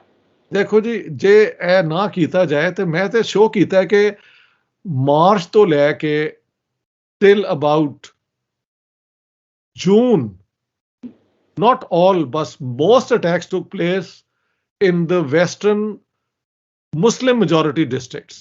ਜੀ। ਔਰ ਮੈਂ ਤੇ ਆਪਣੇ ਚੀਫ ਜਸਟਿਸ ਜਿਹੜੇ ਨੇ ਮੁਨੀਰ ਨੂੰ ਕੋਟ ਵੀ ਕੀਤਾ ਹੈ ਕਿ ਇਨ Rawalpindi the Muslims were aggressors। ਇਹ ਸਾਰਾ ਲੋਕਾਂ ਨੇ ਪੜ੍ਹ ਕੇ ਜੇ ਅਵਾਰਡ ਦਿੱਤਾ ਹੈ ਤੇ somewhere they recognize, ਲੇਕਿਨ ਸ਼ਾਇਦ ਉਹਨਾਂ ਨੂੰ ਥੋੜੀ ਇਸ ਤੋਂ ਕੰਫਰਟ ਵੀ ਮਿਲਦੀ ਹੋਏ ਕਿ ਮੈਂ ਆਰਗੂ ਕੀਤਾ ਹੈ ਕਿ ਸ਼ੁਰੂ ਮੁਸਲਮਾਨਾਂ ਨੇ ਕੀਤੀ ਸੀ, ਲੇਕਿਨ at the end of the day ਜੇ ਡੈਡ ਬੋਡੀ ਕਾਊਂਟ ਕੀਤਾ ਜਾਏ ਤੇ ਜ਼ਹਿਰਾ ਮੁਸਲਮਾਨ ਈਸਟ ਪੰਜਾਬ ਵਿੱਚ ਮਾਰੇ ਗਏ ਨੇ। ਔਰ ਇਹ ਕੋਈ ਮੈਂ ਸੋਚ ਸਮਝ ਕੇ ਨਹੀਂ ਕੀਤਾ। I have quoted the Sikh sources and justice ਕੀ ਨਾਂ ਸੀ ਜਿਹਨਾਂ ਦੀ ਉਹ ਕਿਤਾਬ ਹੈ ਯਾਰ, ਸਟਰਨ ਰੈਕਨਿੰਗ, ਜਸਟਿਸ, ਉਹਨਾਂ ਦੀ ਬਹੁਤ ਵੱਡੀ ਰਿਪੋਰਟ ਹੈ ਨਾ ਪਾਰਟੀਸ਼ਨ ਤੇ, both mention ਕਿ the revenge taken from the Muslims in East Punjab was more terrible, and some say that they killed more Muslims than, so I've given that। ਉਹਦੇ ਨਾਲ ਫਿਰ ਉਹਨੂੰ ਲੱਗਾ ਕਿ ਮੈਂ ਕੋਈ ਐਂਟੀ ਮੁਸਲਿਮ ਵੀ ਨਹੀਂ ਹੈਗਾ, I am just being true to the facts, that's all। ਉਹਦੀ ਵਜ੍ਹਾ ਜੀ ਦੇਖੋ, ਇਹਦੇ ਵਿੱਚ ਵੀ you have to be a political scientist. ਜਿਹੜੀ ਅੰਗਰੇਜ਼ ਨੇ ਸਟੇਟ ਬਣਾਈ ਸੀ ਜਦੋਂ ਉਹਨਾਂ ਨੇ ਪਾਵਰ ਟਰਾਂਸਫਰ ਕਰਤੀ ਤੇ ਜਿਹੜੇ ਡਿਪਟੀ ਕਮਿਸ਼ਨਰ ਬ੍ਰਿਟਿਸ਼ ਏਰੀਏ 'ਚ ਸਨ ਉਹ ਸਾਰੇ ਇੱਕੋ ਦੂਸਰੇ ਨੂੰ ਜਾਣਦੇ ਸਨ, ਇੱਕੋ ਜਗ੍ਹਾ ਸ਼ਾਇਦ ਟ੍ਰੇਨਿੰਗ ਵੀ ਕੀਤੀ ਹੋਏਗੀ, ਸਰਵ ਵੀ ਕੀਤਾ ਹੋਇਆ ਸੀ। ਲਿਹਾਜ਼ਾ ਥੋੜਾ ਜਿੰਨਾ ਔਨ ਡਿਸਟ੍ਰਿਕਟਸ ਵਿੱਚ ਹਕੂਮਤ ਹਿੱਸਾ ਲਵੇ ਨਾ ਲਵੇ, there must have been many opinions, ਲੇਕਿਨ as soon as you come to the princely states of East Punjab, then there was no common shared administration. ਉੱਥੇ ਫਿਰ ਜਿਹੜਾ ਮੁਸਲਮਾਨਾਂ ਨੂੰ ਮਾਰਿਆ ਗਿਆ ਨਾ ਪਟਿਆਲਾ, ਔਰ ਉਹ that was on a very large scale. ਔਰ ਇਹ ਸਾਰੀ ਗੱਲਾਂ ਜਿਹੜੀਆਂ ਨੇ they are as true as anything can be when you do research. ਜੀ ਇਹ ਜਿਹੜੀ ਤੁਹਾਡੀ ਗੱਲ ਉਹਦੇ ਵਿੱਚੋਂ ਇਹ ਦਲੀਲ ਬਣਦੀ ਲੱਗਦੀ ਹੈ। ਤੁਸੀਂ ਮੈਨੂੰ ਦੱਸਿਓ ਕਿ ਉਹ ਮੈਨੂੰ ਠੀਕ ਸਮਝ ਆਈ ਹੈ ਜਾਂ ਨਹੀਂ, ਕਿ ਪਾਕਿਸਤਾਨ ਵਾਲੀ ਸਾਈਡ ਦੇ ਉੱਤੇ ਪੰਜਾਬ ਦੇ ਵਿੱਚ ਉਹ ਆਪਣਾ ਜਿਹੜਾ ਗੁਨਾਹ ਕਬੂਲ ਕਰਨ ਨੂੰ ਤਿਆਰ ਨੇ ਜੀ, ਤੇ ਇਸ ਸਾਈਡ ਦੇ ਉੱਤੇ ਜਿਹੜਾ ਗੁਨਾਹ ਕਬੂਲ ਕਰਨ ਨੂੰ ਲੋਕ ਹਲੇ ਤਿਆਰ ਨਹੀਂ ਹੈਗੇ, ਜਾਂ ਉਹਦੀ ਸਾਨੂੰ ਕੋਈ ਨਿਸ਼ਾਨੀ ਨਹੀਂ ਮਿਲਦੀ। ਹਾਂ, ਲੇਕਿਨ ਇਹਦੇ ਚ ਜਿਹੜੇ ਰਿਵਿਊ ਲਿਖੇ ਗਏ ਉਹ ਤੇ ਬੜੇ ਗਲੋਰੀਅਸ ਸਨ। ਮੈਂ ਉਹਨਾਂ ਚੋਂ ਇੱਕ ਅਜੇ ਭਰਦਵਾਜ ਦਾ ਸੀ, ਇੱਕ ਹੋਰ ਪ੍ਰੋਫੈਸਰ ਨੇ, ਉਹਨਾਂ ਦਾ ਨਾਮ ਮੈਨੂੰ ਪ੍ਰੋਫੈਸਰ ਹਰਵੰਸ ਮੁਖੀਆ ਨੇ ਉਹਨਾਂ ਬਾਰੇ ਲਿਖਿਆ, ਉਹਨਾਂ ਨੇ ਵੀ ਲਿਖਿਆ, ਔਰ ਇੱਕ ਚੰਡੀਗੜ੍ਹ ਦੇ ਆਪਣਾ ਪ੍ਰੋਫੈਸਰ ਸਨ, I think he is a South Indian basically. ਸਭ ਤੋਂ ਪਹਿਲੇ ਉਹਨਾਂ ਦਾ ਆਇਆ ਸੀ ਹੈਲਥ ਟ੍ਰਿਬਿਊਨ ਵਿੱਚ, and it was also very good. ਲਿਹਾਜ਼ਾ ਇਹ ਵੀ ਨਹੀਂ ਕਿਹਾ ਜਾ ਸਕਦਾ। ਮੇਰੀ ਇੱਕ ਹੋਰ ਵੀ ਥਿਊਰੀ ਹੈ, ਜੇ ਤੁਸੀਂ ਸੁਣਨਾ ਚਾਹੋ ਤਾਂ ਮੈਂ ਤੁਹਾਨੂੰ ਦੱਸ ਦਿਆਂ ਜੀ, ਕਿ ਜਦੋਂ ਇਹ ਕਿਤਾਬ ਆਈ ਤੇ ਈਸਟ ਪੰਜਾਬ ਵਿੱਚ ਮਹਿਲ ਹਕੂਮਤ ਕੈਪਟਨ ਅਮਰਿੰਦਰ ਸਿੰਘ ਦੀ ਸੀ ਜੀ, ਲੇਕਿਨ ਮੇਰੀ ਕਿਤਾਬ ਵਿੱਚ ਕਿਉਂਕਿ ਉਹਨਾਂ ਦੇ ਫਾਦਰ ਮਹਾਰਾਜਾ ਪਟਿਆਲਾ ਦੇ ਹਵਾਲੇ ਨਾਲ ਮੈਂ ਦੱਸਿਆ ਕਿ ਉੱਥੇ ਬਹੁਤ ਮੁਸਲਮਾਨ ਪਟਿਆਲੇ 'ਚ ਮਾਰੇ ਗਏ, ਹੋ ਸਕਦਾ ਹੈ ਕਿ ਤੁਹਾਡੇ ਉੱਥੋਂ ਦੇ ਐਕੈਡੈਮਿਕ ਉਸ ਤੋਂ ਵੀ ਘਬਰਾਦੇ ਹੋਣ ਕਿ ਯਾਰ ਹਕੂਮਤ ਦੇ ਨਾਲ ਟੱਕਰ ਨਾ ਲਿੱਤੀ ਜਾਏ। ਲੇਕਿਨ ਮੇਰੇ ਖਿਆਲ ਨਾਲ ਇੱਕ ਹੋਰ ਵੀ ਵਜ੍ਹਾ ਹੈ ਕਿ ਸਿੱਖਾਂ 'ਚ ਵੀ ਇੱਕ ਸੈਲਫ ਰਾਈਚਸਨੈਸ ਹੈ ਕਿ ਸਾਡੇ ਨਾਲ ਹੀ ਜ਼ਿਆਦਤੀ ਹੋਈ ਹੈ, ਅਸੀਂ ਤਾਂ ਕਦੀ ਜ਼ਿਆਦਤੀ ਕੀਤੀ ਨਹੀਂ। So I don't know, I'm just speculating what could be the reasons, because the same book receives this treatment, ਹਾਲਾਂਕਿ it goes against the whole two nation theory ਜਿਹੜੀ ਮੇਰੀ ਪੰਜਾਬ ਵਾਲੀ ਕਿਤਾਬ ਹੈ ਜੀ, ਮਗਰ ਉੱਥੇ ਅਵਾਰਡ ਤੇ ਮਿਲ ਗਏ ਨਾ ਜੀ। ਜੀ ਜੀ, ਲੇਕਿਨ ਇਸ ਪੰਜਾਬ ਵਿੱਚ ਜਿੱਥੇ ਕਿ ਵਾਕਈ ਪਾਰਟੀਸ਼ਨ ਦਾ ਸਿਆਪਾ ਹੁੰਦਾ ਹੈ ਉੱਥੇ ਨਹੀਂ ਮਿਲੇ ਜੀ। ਤਾਂ ਕਿਧਰੀ ਤੇ ਕੋਈ ਡੰਡੀ ਮਾਰ ਰਿਹਾ ਹੈ ਨਾ ਜੀ। ਚਲੋ ਆਪਾਂ ਦੇਖਾਂਗੇ ਹਲੇ ਹਿਸਟਰੀ ਸਾਡੇ ਸਾਹਮਣੇ ਕਿਸ ਕਿਸਮ ਨਾਲ ਅਨਫੋਲਡ ਹੋਏਗੀ ਤੇ ਇਹ ਕਿਤਾਬ ਦਾ ਕਿਵੇਂ ਜ਼ਿਕਰ ਹੋਏਗਾ, ਤੇ ਤੁਸੀਂ ਕਦੋਂ। ਅਸੀਂ ਤੇ ਹੁਣ ਗੁਰਮੁਖੀ 'ਚ ਵੀ ਲੈ ਆਏ ਆ ਤਾਂ ਕਿ ਕੋਈ ਇਹ ਬਹਾਨਾ ਹੀ ਨਾ ਕਰ ਸਕੇ ਜੀ ਕਿਤਾਬ ਅਸੀਂ ਤੇ ਪੜ੍ਹ ਨਹੀਂ ਸਕਦੇ। ਪ੍ਰੋਫੈਸਰ ਸਾਹਿਬ, ਤੁਸੀਂ ਸਾਡੇ ਨਾਲ ਇਹ ਸਾਰੀਆਂ ਗੱਲਾਂ ਕੀਤੀਆਂ, ਤੁਹਾਡਾ ਬਹੁਤ ਬਹੁਤ ਧੰਨਵਾਦ। ਬੜੀ ਮਿਹਰਬਾਨੀ, ਸ਼ੁਕਰੀਆ, ਬਹੁਤ ਮਜ਼ਾ ਆਇਆ ਤੁਹਾਡੇ ਨਾਲ ਗੱਲ ਕਰਨ ਦੇ। ਤੇ any time another time I would be very keen to talk to you. Thank you so much. ਜੀ ਬਹੁਤ ਧੰਨਵਾਦ। ਪ੍ਰੋਫੈਸਰ ਇਸ਼ਤਿਹਾਕ ਅਹਿਮਦ ਹੁਣਾਂ ਨੇ ਜਿਹੜੀ ਗੱਲ ਕੀਤੀ ਹੈ ਕਿ ਉਹਨਾਂ ਨੇ ਇੱਕ ਚੌਕਟਾ ਤਿਆਰ ਕਰ ਦਿੱਤਾ, ਜਿਸ ਚੌਕਟੇ ਵਿੱਚ ਇਹ ਸਮਝਿਆ ਜਾ ਸਕਦਾ ਹੈ ਕਿ ਕਿਸ ਤਬਕੇ ਨੇ ਕਿਹੜਾ ਗਲਤ ਰੋਲ ਅਦਾ ਕੀਤਾ ਤੇ ਕਿੱਥੇ ਉਹਨਾਂ ਨੇ ਚੰਗਾ ਰੋਲ ਕੀਤਾ, ਕਿੱਥੇ ਮਨੁੱਖਤਾ ਕਾਇਮ ਸੀ ਤੇ ਕਿੱਥੇ ਜਿਹੜੀ ਵਹਿਸ਼ਤ ਭਾਰੂ ਹੋਈ ਸੀਗੀ। ਇਹ ਚੌਕਟਾ ਸਿਰਫ ਬਰਾਦਰੀਆਂ, ਤਬਕਿਆਂ ਜਾਂ ਖਿੱਤਿਆਂ ਨੂੰ ਸਮਝਣ ਲਈ ਹੀ ਅਹਿਮ ਨਹੀਂ, ਇਹ ਬੰਦਿਆਂ ਨੂੰ ਆਪਣੇ ਆਪ ਨੂੰ ਸਮਝਣ ਲਈ ਵੀ ਬਹੁਤ ਅਹਿਮ ਹੈ। ਤੁਸੀਂ ਸਾਡੇ ਨਾਲ ਜੁੜੇ, ਤੁਹਾਡਾ ਬਹੁਤ ਬਹੁਤ ਧੰਨਵਾਦ। ਤੁਸੀਂ ਸਾਡੇ ਪੇਜ ਨੂੰ ਫੇਸਬੁੱਕ ਤੇ ਲਾਈਕ ਕਰੋ, ਅਬਲ ਸਹਾਫੀ ਨੂੰ ਸਾਡੇ YouTube ਚੈਨਲ ਨੂੰ ਸਬਸਕ੍ਰਾਈਬ ਕਰੋ। ਤੁਹਾਡਾ ਬਹੁਤ ਬਹੁਤ ਧੰਨਵਾਦ।